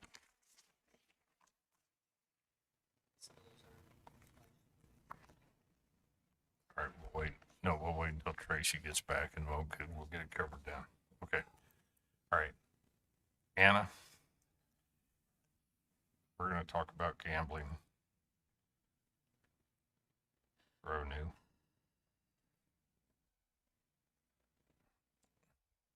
Lita, did you have any insight on that? Good afternoon. I wasn't quite clear on the question, but my insight is, of course, I don't know exactly what type of gambling funds we get. For example, on the skill-based, 45% goes to the counties and the cities, is my understanding. And there's one where it goes to the Department of Health, so I don't know a lot. That's what I know, is we get money, it's distributed to local governments in a certain percentage under each category of gaming. Okay. That's what I know. And I know, Anna, you responded saying that there was a specific amount that actually goes to the Department of Health. And the remainder, if my understanding is correct, and I hope it is, Tracy was saying that portion of it actually goes into our general fund. Is that not the stuff you get, but the remaining? About what you get? I only know about the problematic gambling, which is approximately 54,000. Outside of that, I don't know anything about those other funds. In the statute, when it talks about, at the end of it, talks about the money going back, I believe that goes back in statute 924-104, that goes back into the states. So I So, know any- well, that's where I wasn't sure either. Sure, pursuant to that statute, the online sports wagering, it does say the first 300,000 is continuously appropriated to the Department of Health and they distribute it. It does say the remaining proceeds are deposited in the general fund. I don't know if it's our general fund or whose general fund that is. I believe that's the state's That's what I general took it fund, as. because each county determines, when I came to you, I don't remember what month now, and ask you if we commit to, providing those services, then they allocate those funds out to the counties that agree to do that. Whatever the additional funds go back into the state's And general I know fund. we do get, the county is allocated a certain amount for gambling revenue. That's not specifically earmarked for the Department of Health. And I believe that's what we're talking about goes into the general fund each year, because I know looking at the Wyoming County Commissioners Association, there was specific amounts that were specifically listed as gambling revenue in there. And I'm assuming that's what they're talking about. So the one that I'm referring to and the one that Anna's referring to is online sports wagering. That specifically says in 924-104, the remaining proceeds are deposited in the general fund. Under the skill-based amusement games, a certain percentage, 45%, goes to the county and the city. So I think the best thing to do, we can either talk to the gaming commission or their attorney, because I don't know the answer. Okay. I'm sorry? Sure. All right. So I guess we know that some of it goes to you automatically and the rest of it will get figured out. And the funding survey that you referenced, that just is our reporting of what we do with the funds from the previous year. Okay. So that was completed. Okay. All right. Thank you. Yep. Okay, the Fort Casper grant request. Let's get you listed. It's actually under the commissioner's discussion. I saw the request come in, so I don't have any comment because Chairman, Go ahead. don't we just need a letter drafted? We that do. says Right. We're supporting We're this? supporting it. So it would seem that Michelle could draft something consistent with what we've done before for your Yes. signature. And, Yep. but I think we're all On board. in approval. Yeah, as long as we're all on board with it, that's fine. Great. While we're talking about letters of recommendation, we did have a request to have a letter of recommendation from the commissioners. It won't be any money out, but they're trying to build softball courts or baseball courts on the property on the corner of 8 Mile or 0 Road and 7 Mile. And they're only asking for a letter of support so that they can actually look for grants and stuff like that to help pay for that. Mr. Chairman, and Go ahead. this is what we've been talking about at Parks. Yes, it is. For the fellas that aren't on Parks anymore, do you want to give just a quick overview of the proposal that's Yeah. come before Parks? Basically, we've had a request that to come before Parks. The property on 0 Road and 7 Mile was given to the county for park use, and it has to be utilized for park use. At one time, we had park equipment that has been since removed because it's not deemed safe for this generation.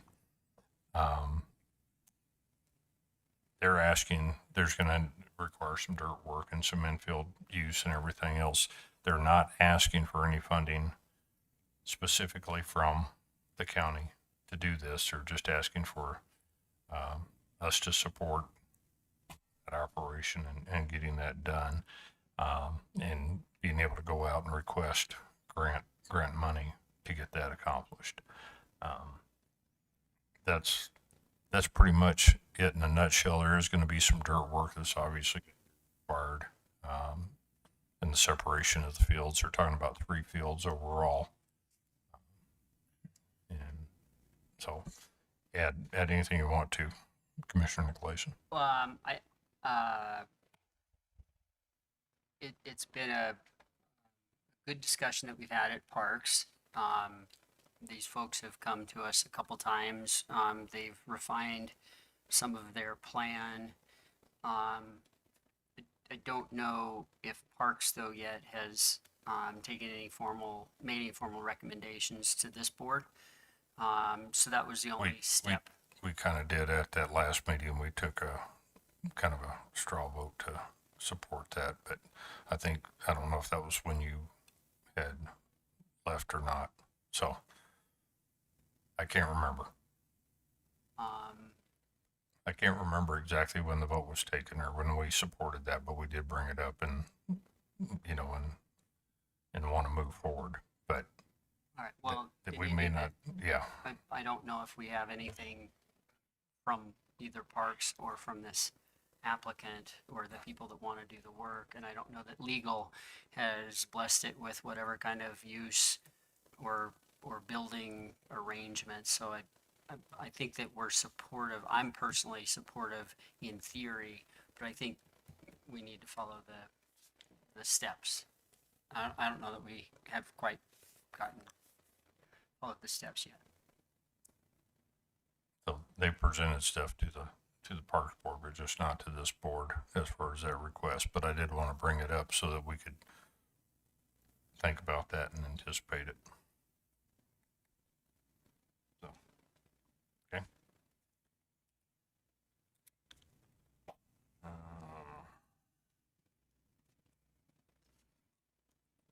Okay. Lita? Hey. Good afternoon again, Commissioners. On my legal update, I think we've taken care of some of the concerns involving the fire district. One thing we do need to nail down is with respect to, I always say Carbon County, but Converse County Memorial Hospital. Are they on the agenda? Are they not? Are you all planning on taking action? And the reason this matters is because they have people traveling and they're preparing documents and they want to confirm, I guess, the procedure. At this point in time, I don't believe that we have the votes to take action on that. And unless we do, I don't see any reason to take action on that. If any commissioner has any comment on that, I'm more than willing to listen to it or correction to that statement. Mr. Chairman,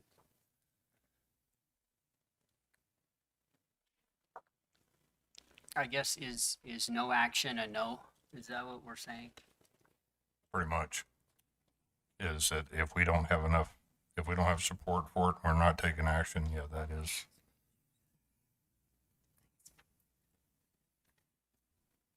Okay. Okay, I will let them know. Thank you. Okay. Then we are working on Squaw Creek. We got in touch with the Riverton office of the engineers. I'm not sure why everything's coming out of Riverton because I wasn't there in the beginning, but they are on it.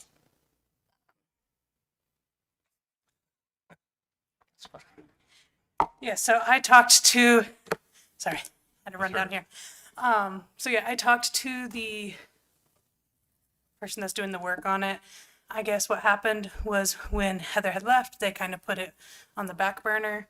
I reached out to them, so they said they were going to get it done. They're going to try to get it done in the next couple weeks and get it to me. So that's back on their forefront. Okay.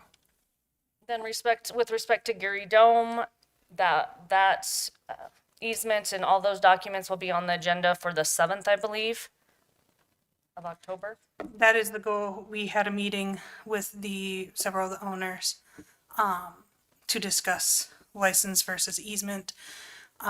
One of the big things is with the mortgage company, they can't do the license. So there's a couple of provisions in the easement that I added real quick, basically just explaining that the maintenance for this existing road that's already there, it's going to be, they have to maintain it. We're not going to be maintaining anything there. additionally, they can't interfere with, like, if we just go to put a road through there. So I did make those corrections. We're just reviewing those real quick, and then the goal is to get to you guys, the first meeting in October. And then with respect to Fishers of Min, which is a BOE appeal, we mailed off the record today to the state board, and I just forwarded you a copy of that. So we will wait for the briefing order to come down from the state board. With respect to the Fenner remand hearing, I believe last week sometime my office forwarded you all, I think there's 3 recordings, I can't quite remember. So those of you that didn't sit in on the original hearings, in order to decide, of course, please review the record. And we also need to set a date for that, when the remand hearing will be. So if we could do that so it doesn't slip through the cracks, and especially with the holidays. If you'll send out us some dates, just send out an email with some dates and let us respond independently. That'd probably be the easiest way to take care of that. Okay. And then this interplays with the short-term lease is still out there. The city is asking about that. I let them know that we will have some answers tonight. And then with respect to Vista West 1, the public hearing is set for October 7th. And with respect to the Bates Creek, what I call the second resolution for publication and appointment of viewer and all of that, that is on your consent agenda tonight. Okay. I am gonna request that we change that from a county highway to a county road. Okay, I think we double checked. It's statutory. It says highway, so I don't know that would be appropriate. Okay. I understand how it is confusing. Okay. People use road, people use highway, but I double checked the statutory language and it says highway. Okay. All right. And then any questions on the agenda? Commissioner Nick, please. Thank you, Mr. Chairman. I would prefer to take the item 3C, Resolution 3625A, amending heavy traffic off consent.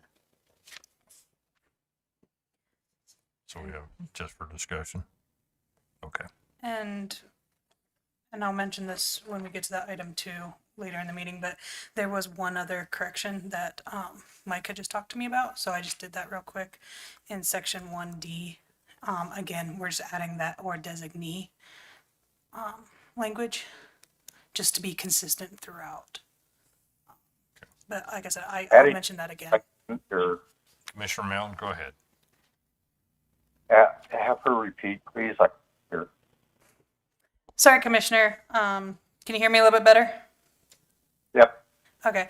On that resolution 3625A, there was one more thing that Mike had just mentioned like 5 minutes ago that we needed to change. So section 1, what's the definitions, subsection D. So it says a written conditional authorization issued by the Board of County Commissioners. I just added or designee. So I just added that language so we're consistent throughout the resolution. But that's the one change that I made on top of the ones that you guys are already aware of.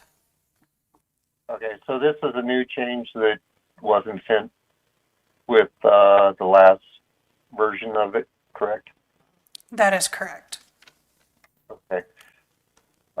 Since it already, I know with my email that I sent everybody here a while back, I put in there that potentially that everybody review it or consider my suggestion to the change with 2A.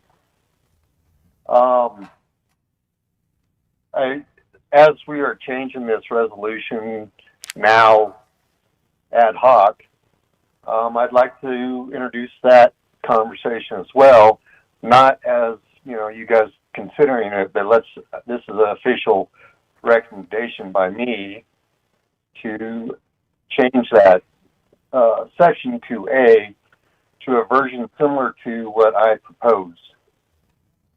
I don't know if legal had opportunity to take a look at it, But at this point, I think, since we're adding, 5 minutes ago, new language to the resolution, I think this is a perfect opportune time to discuss the,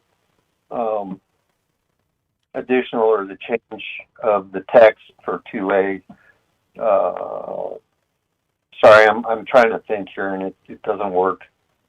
To like some language similar to mine as far as dropping the designee for the final, for the permitting, or not the permitting, but the designation of the roads, and keep that responsibility strictly to the BOCC where it should be. I mean, that's why we're elected, right? Is we're being responsible and not shuffling that off to the designee.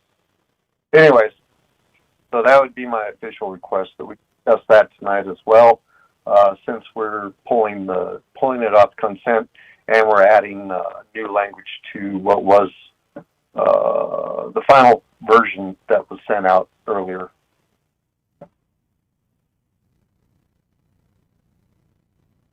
Sorry, that was a lot of rambling.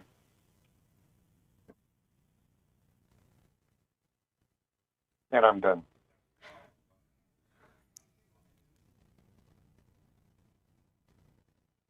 Jim, you'll probably have to repeat that in about an hour. So Yeah, write it down. something like that. Yeah. Okay. Okay. All right. Thanks, Jim. All right. Anything else? I know that I had sent several memos out to you guys, I think on Friday, and then another one yesterday. If you guys have any questions on those, just let me know.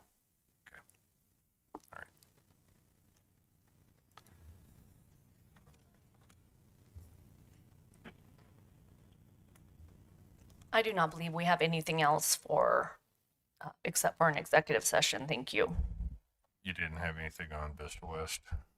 Just what I had mentioned, that the public hearing's October 7th. Okay. All right. With that said, at this time, I would entertain a motion to go into executive session for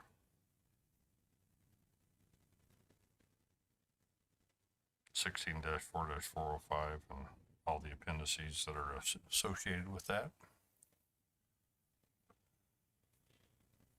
I move we go into executive session pursuant to the statute. Second. Okay, so we got a motion by Commissioner Laird, seconded by Commissioner Milne. All in favor, say aye. Aye. Briefly, what are we going in for? Legal advice, litigation, property? What- Yes. Okay. Yeah, Thank you. quite a list. That's why I said all of them. So, okay. All right. We are now in exec. Invoices.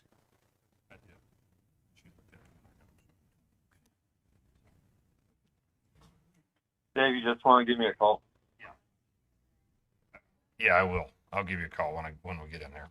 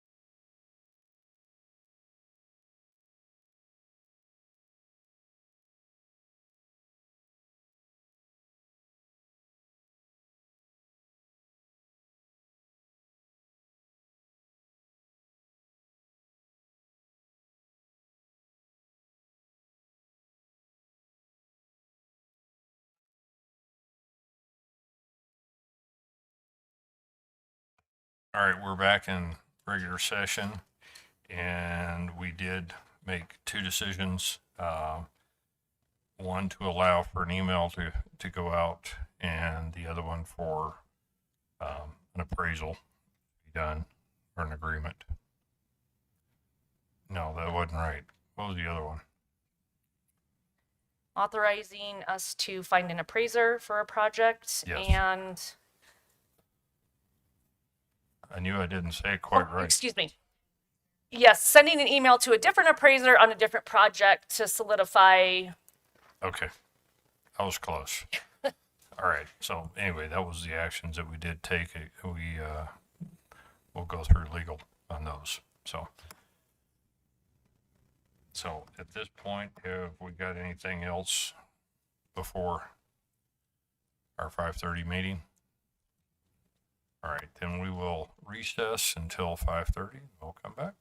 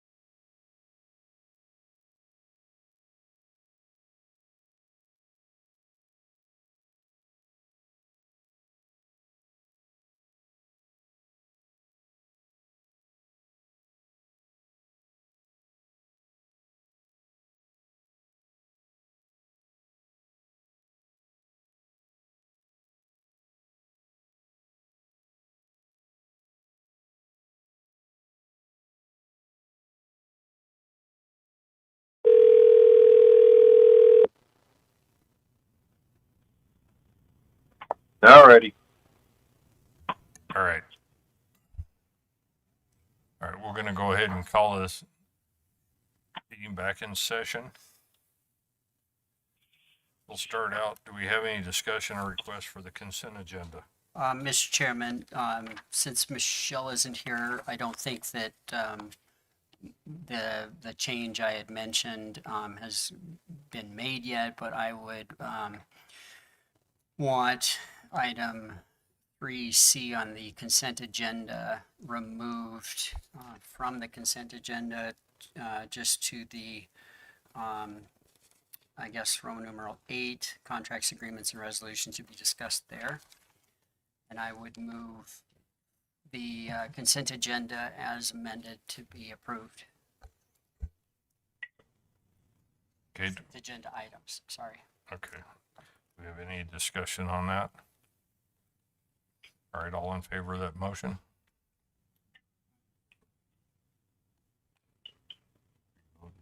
Yeah, aye. Oh, you didn't have your thing on, so, okay.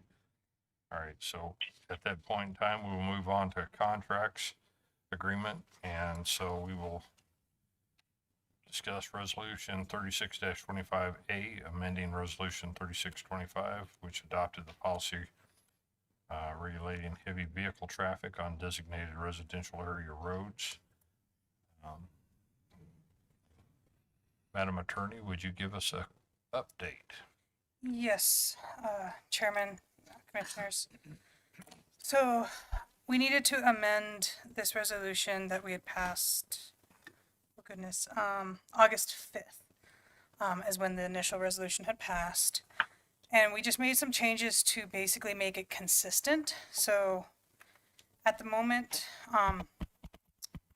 we had initially there on section 2A, we had the Board of County Commissioners or its designee.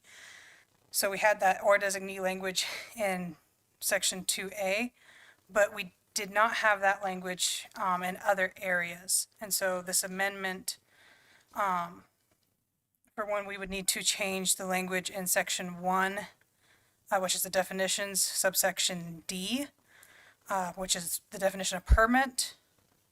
We would add or designee after it says issued by the Board of County Commissioners. So it would read a written conditional authorization issued by the Board of County Commissioners or designee at their discretion for operation of a heavy vehicle or designated residential access roads. That's one change. Another change would be that we did was section 2D. We just deleted the section D. And then we renumbered E and F to read D and E. So that was the second change. And then the third change is section 3A. Again, we're just adding that or designee language in there just to be consistent throughout the document. And so it reads, the Road and Bridge Department shall make recommendations to the Board of County Commissioners, and the Board of County Commissioners or designee shall make the final decision on whether to issue temporary or project-based permits for single and tandem axle truck use based on 1 through 5 there. And these changes were requested by the Road and Bridge department head, I guess. And he is here too if you have any questions for him as well. Commissioner Milne, did that address the issue that you wanted for the commission to discuss also? No. So I understand the desire by legal to have the different sections with designee in it in order to maintain consistency or standardization. However, my concern, and don't get me wrong, I understand the other, or the current text amendments that they're proposing. I am in agreement with them. Those are actually solutions to problems that I foresaw with this resolution prior to and after its. However, the problem I have isn't. It's part of Section 2, and 2A, as it's written, it has designee in it as well, and 2A is actually identifying and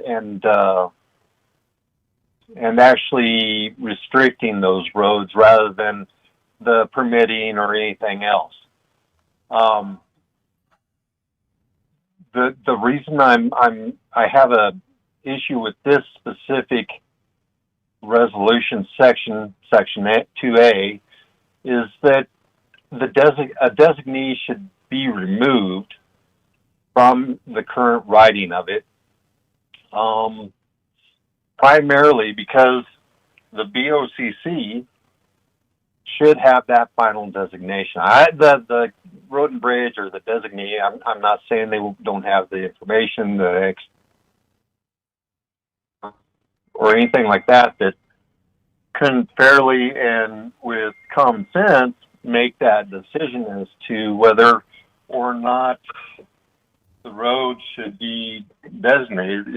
It's more of a political and a responsibility problem that I have. As a board of county commissioners, I do not believe the commissioner should hide behind any designee or anybody in order to make these decisions, which is what potentially could happen. It'd be potentially shifting the responsibility away from the BOCC and allowing the designee to make those decisions, giving the Board of County Commissioners basically cover for not having to make those hard decisions sometimes. Mr. Chairman. I believe that. Go ahead. No, sorry, Jim. I interrupted. Commissioner Nicolason, yeah, I was waiting for Jim to get done, but go ahead. Well, if Jim, if you're ready for not quite. If you're ready for a break, we'll let Commissioner Nicolason take over. Let me just say that I believe the Section 2A should not be written as it is. I believe, and this hasn't been massaged by legal or anything like that, but I think the Section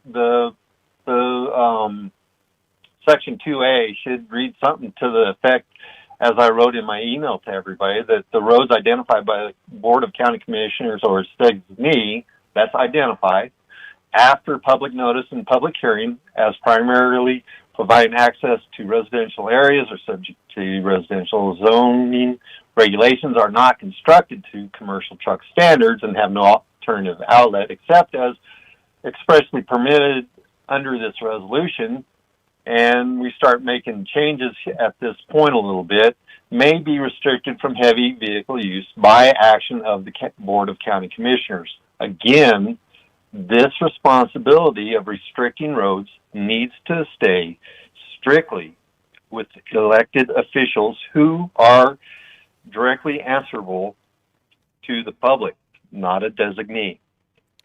Mr. Nicolason, I give the floor to you.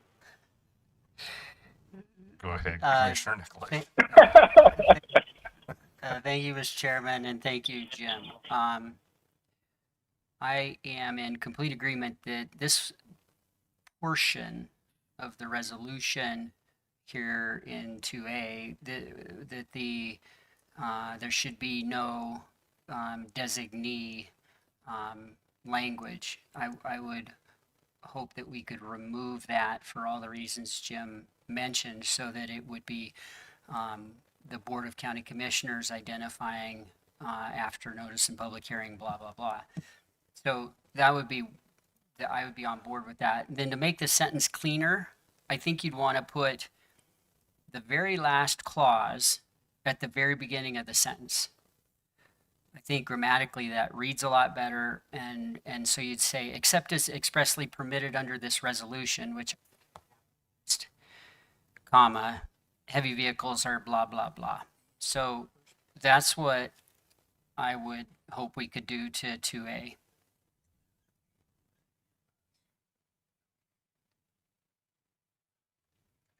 Mr. Chairman, I have no problem with that. I think that's fine. I think that cleans it up sufficiently. Commissioner Laird, any comments about that? I have no objection to it. I do agree with you that the selection of the roads, I mean, that's not saying that our designee can't present them to us. It just says that we do have, we are the ones that are responsible for making that decision.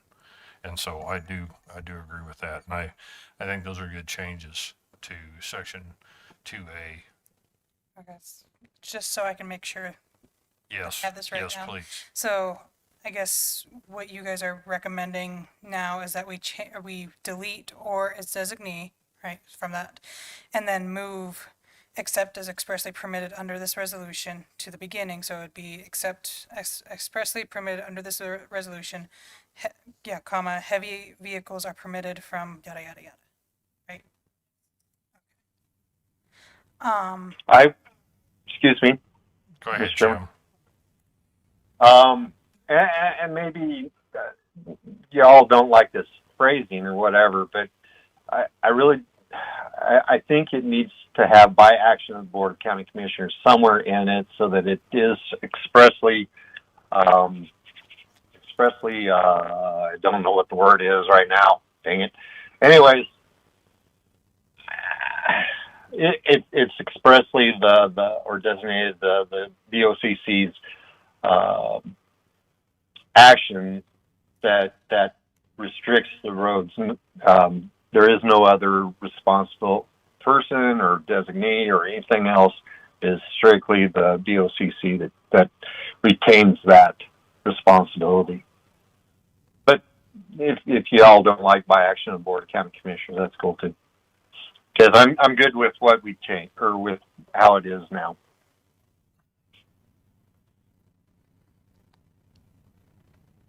Okay, so at this point in time, we're good with the changes that we have that Ashley just presented. You can live with that? For section 2A. I can live with it. I still like by action of Board of County Commissioners, but yeah.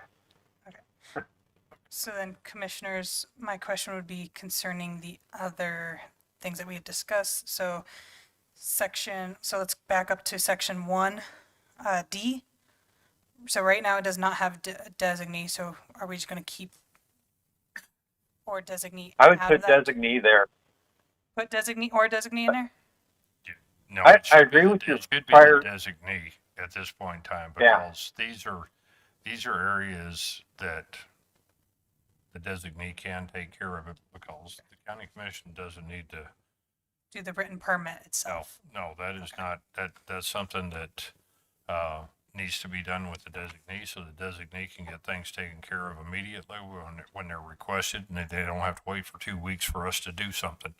That doesn't, waiting for us doesn't make any sense. It makes a lot more sense to leave that to the designee to do that. Now, if he has issues with something, that doesn't mean he can't bring it up to us, but that's up to him, or whoever the designee is. So we're going to keep, or we're going to add, I guess when we do this amendment, we're going to add the language or designee for the permit. Yes. Okay. Are we, I had on what we're taking out here in 2D, operators of single axle and tandem axle trucks permitted shall be limited to no more than 2 trips.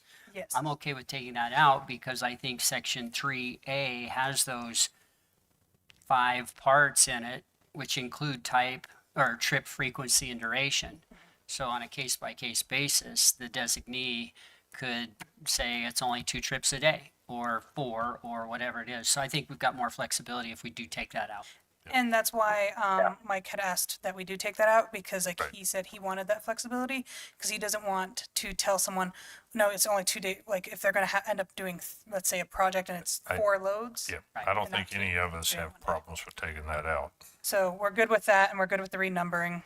Yes. And so then section 3A, we had put or designee language in there as well. Are we good with keeping that or designee in there? Mr. Chairman, I have a couple comments on this one. Okay, go ahead, Commissioner Nicholas. we in 3A, we have a couple things going on. Actually, we have two things going on. Number one, Road and Bridge Department make recommendations.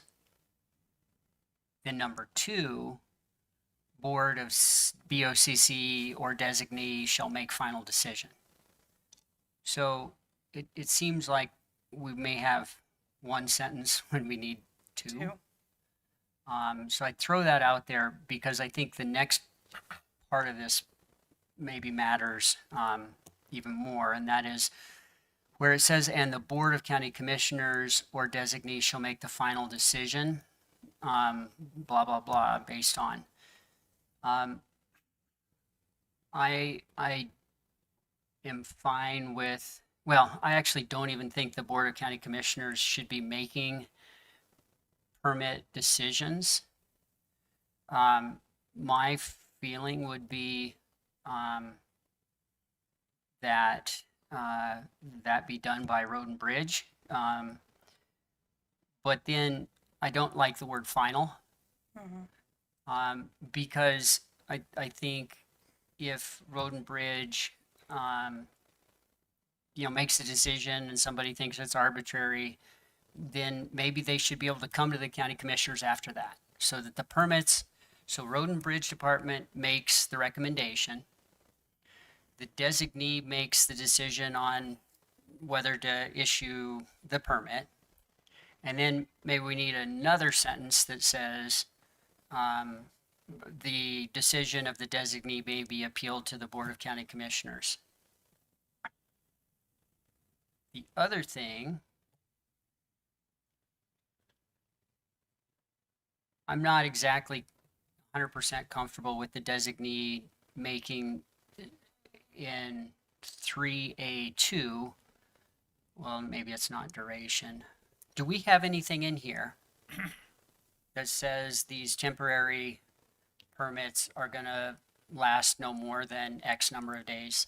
90 days, 120 days, 180 days, 2 years, 6 years. My feeling is that at some point, and maybe Mr. Hagler would have some thought on this. I don't care if it's a 90-day thing, great. 180-day thing, the public might come to me and say, what are we doing? It's been a long time. 2 years, I don't think I don't think a temporary permit should last that long. So somewhere in this spectrum of time, I think maybe we put a little bit of maybe some limits on what that designee can do in terms of a maximum time frame. I just throw that out there, those issues. That's why I'm hopeful we can keep working through this 3A. Or something to the effect that maybe you say, it's just a suggestion to think about, that you say these permits last 3 days unless extended by the county commissioners. Yeah, except I think 3 days might be way too short for if a project, but Yeah, if it is, then we can extend it. So Mike's suggestion, it would be 30 days. He feels like That would be my suggestion too, is 30 days are reasonable. If you're looking at something and you're doing a short-term project, say building a house, you're delivering your concrete, you're gonna have it all done in 30 days. If you're delivering materials, you're gonna have it all delivered within that time frame respectively, at least for each individual portion of it. So I think 30 days is a very reasonable time frame. I don't think it's excessive, and I don't think it's minimalist. I think that's a good number. You want to put in there, there will be no mining permits issued? We don't Why not? What does it hurt? because it says that it covers a lot of that stuff. What does it say, no mining permits? That would be the clearest way to say it. So should we add language that says the permit shall not exceed 30 days unless otherwise authorized by? Yeah, unless extended by the commissioners. So I think that Road and Bridge can still extend it. I don't think there's an issue on it. I think Road and Bridge is the one that's going to be the most close to it. I mean, I'm not going to not going to kid anyone saying that I'm, nearly as in tune to things as Road and Bridge going on with the roads. So, the only thing that I'd say the 30 days subject to, to renewal by Road and Bridge. That way, Road and Bridge director can keep us, abreast of any kind of issues going on. And then, going back to the appeal, I think we definitely need some language in there as far as, permitting for appeals, just to say that, subject to, contested, non-issuance of permits, that the applicant will have the option to appeal before the Board of County Commissioners any decision made by the designee. Do we want to, sorry, for like an appeal, so like the decision may be appealed to the BOCC, it must be appealed within a certain amount of days? Do we want to give them, to me, I'm like, It I needs think to we have, probably have enough. it needs amount to of- have a deadline. It Three? it definitely needs to have a deadline. Sorry. 30 days? I would say 30 days because it depends on what our cycle is, whether it's falls over holidays or something else So that, they have 30 interferes days with that. from the decision Yes, of Road and yes, Bridge to yes. appeal. Yes.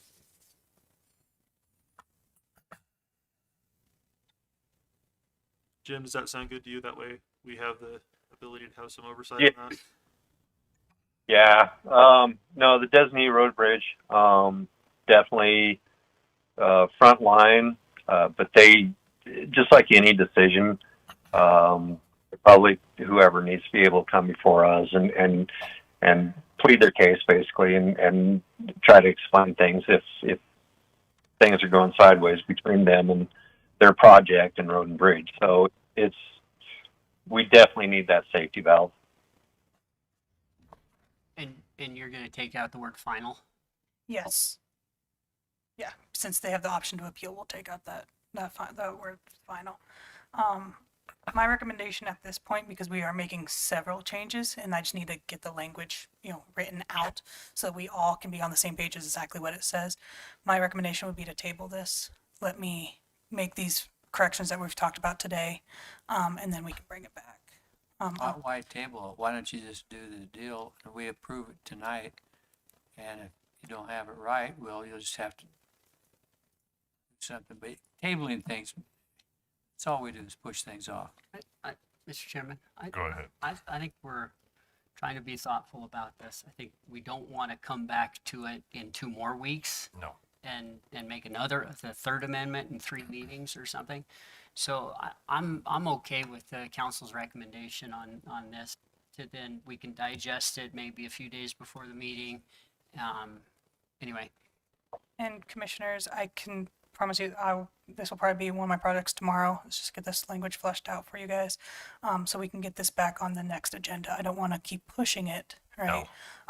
So I'll get this language together, within the next couple days. Well, so the you thing guys about have it. the thing about it is we have this in place right now, and so Mr. Chairman. go ahead, Jim.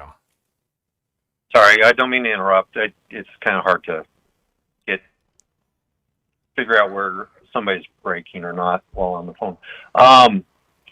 So this would be a question to legal. We have this resolution in place. And I think this is where you're going, Chairman, was that we have this in place at this time. And so if the county is following this resolution as it should, permits aren't going to be coming out until for almost 2 weeks because they've got to be approved by us. And so is there a way or temporary way while we table this, is there a temporary way to give authorization to Road and Bridge as a emergency measure just to give those permits out as they are required based on the current language in 3A and such. So right now they can't do anything, right? They can't give a permit, they can't give anything. That's on us. And is there a way that we can give them temporary authorization to give those permits out as necessary until we can get this back from being tabled and modified. How long is this going to take you to retype it? We've agreed on the language in 3A. I mean, I don't think there's any question about that. You read it back to us and you've got that fairly, Well, and 3A is the one that we're changing quite Yeah. a bit more. So like, we're making, but it's just, so that- designee makes the decision on whether the permit is issued essentially, like this is just my notes, right? And then the decision may be appealed to the BOCC, must be appealed within 30 days of the decision from and I'll change the designee to road and bridge. And then we're going to add permit not to exceed 30 days unless authorized by the road and bridge. Can't you okay, type but that out I while think we're in what, session? I think what Commissioner Milne is asking is if we can adopt a small portion of that, the corrections and the changes that we actually did in the first portion of that, and just move that up so that we can do a permit, or we can designate something right now. Well, Commissioner Nicolason, go ahead. And write it out right Thank now. you. I'm not 100% on board with the unlimited number of renewals after these 30-day permit periods. I'm ready to talk about it, but at some point, I think the county commission needs to be protecting the public and say, okay, why are we renewing these 3, 4, 5, 6, 20 times for 30-day periods each? And I'm not saying we're going to have it exact. It's not going to work out like that, but so I'm not 100% on board with where we're at on 3A. But my question is, aren't we okay? Because I think Mr. Hagler is the designee, and if we need to make that official, great. But if he's the designee, then he can make right now the final decision on whether to issue blah, blah, blah, as is. This is intact. That is correct. So I don't That think is we the way have I to read that right now. make any emergency changes and rush this. I'd go with that. Peter, what do you think about? What do you think about passing it as it is and then remodeling it in 2 weeks? We've already passed it as is. This has already been passed. All we're doing is modifying and changing. So, Jim, I mean, we already have that Mike does have that authority in there in 3A. No, I agree. I think that's fine. Just as long as, I don't want to see construction or business being stymied in the county just because we've got a resolution out there that disallows them from working and for people to build and improve their properties or whatever. And so if we're all in agreement that Mike's got the permission to give permits out currently, then I'm good with it. I have full faith in Mike and his department, so I'm not worried about that. Okay, Mike, give us your 2 cents. We need it. This may help you because I don't have the signing up. Is this on? I don't have the signing up and won't until we're sure what this is going to say. So 2 weeks isn't going to hurt anything. We're just doing business as we have because there's a lot of people that have called me and I haven't got back to them because we need to massage this. So if it makes sense to go the 2 weeks and get it all right, everybody's comfortable with it, it's not going to put any burden on me. Well, my understanding by reading this is that you are our designee and you can Right. do the permits right now anyway, so. But I should have the roads signed, so that when they get on them. Yep. So, the teeth are in some of that. I mean, in a sense, I mean, there's no penalty other than you may not get another permit, but we might as well get it right in 2 weeks and not have to come back. Yep. You good with that, Jim? Yep. Okay. All right. So we have had discussion. At this point in time, we are tabling, there has been a motion or a suggestion by our county attorney to table this so that we can get everything lined out and corrected and make sure that we have all the correct verbiage in the right place. I'll entertain a motion to table this. Motion to table with the recommendation of the county attorney's office.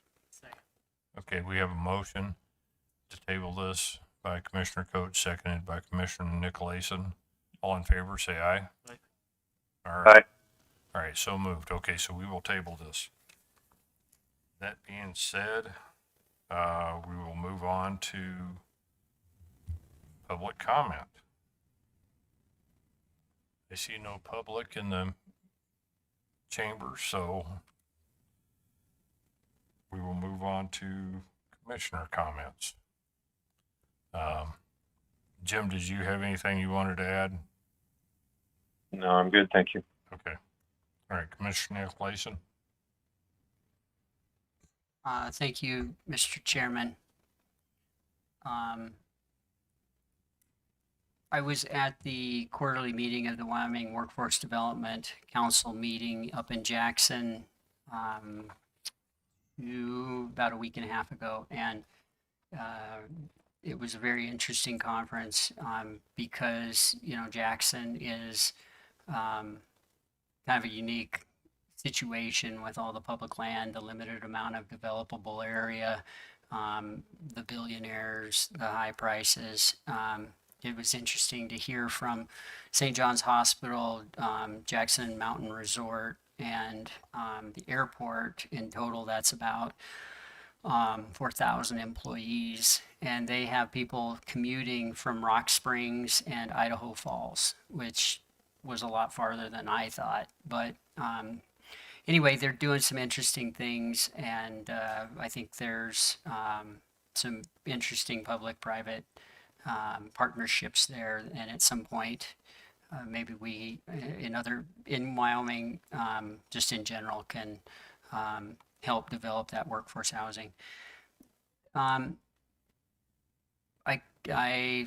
continue to be concerned about mental health. I think that the events in Utah were really tragic, and I can't point to one thing, but I sure can feel like we ought to control cell phone uses of kids in schools, and we ought to look at how we're not doing anything with social media, and I know that those are issues not in front of the county commission, but I think as a public servant, we can have conversations with people who can move the needle in those areas, both in our Natrona County School District and potentially with our federal delegation on some sort of social media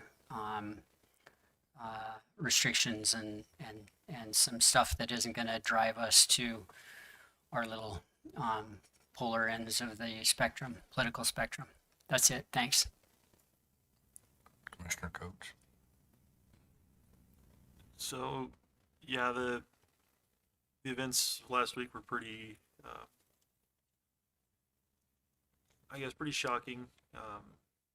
It's an eye-opening experience to see these things unfold on the national level, especially considering how, as Commissioner Nicolason, polarized the country's been.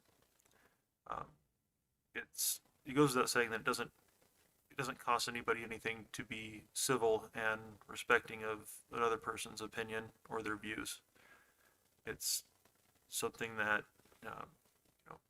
we're generally called upon, and especially when we claim to have moral high ground. If we can't take the time to listen to what people say and then to craft a real conversation about it, then we're failing as a society. So I pray that we can move past these points and move to a better place, and I pray for Charlie Kirk and his family. Commissioner Laird. Well, I also watched the video of the blonde girl from the Ukraine get stabbed in the neck 3 times by a guy who'd been arrested 14 different times and let out with no bond, and all of the crazy things some of these states are doing. Also, here President say that he'd like to send the National Guard into Chicago and stop that. And from what I understand from people who live in Washington, D.C., that they can't believe how much safer they all feel.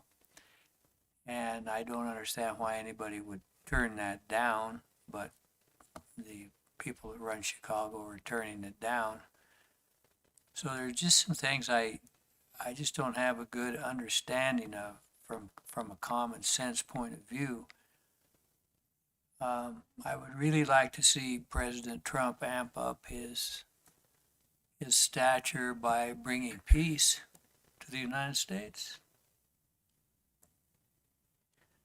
A lot of people are hurting right now. And I just can't understand somebody that would yell and scream when they're trying to say a prayer for a guy in Congress, or why people would go destroy the little flower monument people made to Charlie. I don't understand that. I was in San Diego a couple, 3 weeks ago, and this real nice waitress was waiting on us, and we were talked politics, and she said something about Trump, and I said, well, I kind of like Trump, and then my wife kicked me under the table, and this woman wouldn't wait on me anymore because I just made a comment about I liked Trump. And I just really, I don't understand it. It hurts me. I don't have anything further.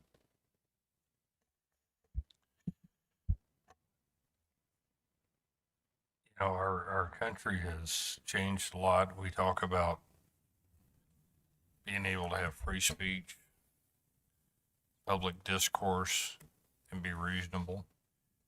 But I've also seen that here locally in some of the meetings that I've attended lately and I've watched online, that people lack respect for others that are there, and they're not willing to let them speak and have their say and say it in a respectful manner. So it's not just what we've seen out there. It's all the way across the board. It has hit here as well, and we've seen that. You know, I will say that I had the ultimate respect for Charlie Kirk, because one of the things he did is he didn't turn anybody down. If you disagreed with him, he let you come up and speak and say what you wanted to say, and then he answered you. And he wasn't belligerent. He wasn't nasty about it. It was just a conversation. It was just a dialogue. That's what we should be able to do in this country with anybody that we have. We don't have to agree. We don't have to see eye to eye and agree on things 100%. But we've got to be able to talk and look at each other right in the eye and be able to agree to disagree on certain things and not take it to that level. It's very disturbing. And, you know, there was a lot of things that previous politicians and elected officials have done that I didn't like, but that doesn't mean that I would take that kind of action against them. And we shouldn't celebrate it when people do that. That puts us right back in the same category of the things that happened in World War II, the things that happened in Soviet bloc countries, and things that are happening in China and third world countries. We should be better than that. We should be able to step up and talk to each other and agree on things and be able to listen and give that respect to the other person and listen to their opinion. It doesn't mean that we have to agree with their opinion, but we should be able to listen to it and talk about things. And yeah, Charlie Kirk was a politician, but the main thing he had going for him, and I'm a strong believer in this, is his belief in God, the support that he had, and knowing those scriptures and taking that back and setting that as the example and bringing back that. And he repeatedly showed how this country was built on our beliefs and to believe in God. And that's where all of our bases come from. And, you know, and that's what we need to get back to, is to look at that. I mean, the Constitution says that we have the right from God to pursue, you know, happiness. Doesn't mean we're going to get it. We're not going to get it. It doesn't guarantee it to us, but it guarantees us that right. And it does guarantee us the freedom of speech, and it also guarantees us the freedom of religion, and to be able to talk about that stuff openly and not have to worry about it. And it's a sad thing for this country, and it's a sad state of affairs that we have reached into. Dallas and I are old enough. I remember what happened back in the 60s. You know, we had 3 assassinations in 68. And I'm old enough to remember every one of them. And that doesn't include the attempts. And it was all because people didn't agree on things, and they wanted to take it to violence instead of talking it out and actually showing respect to other people. And I was hoping we were well beyond that stage, but it doesn't seem to be that way anymore, not watching what's going on. And I do pray that our country will turn around.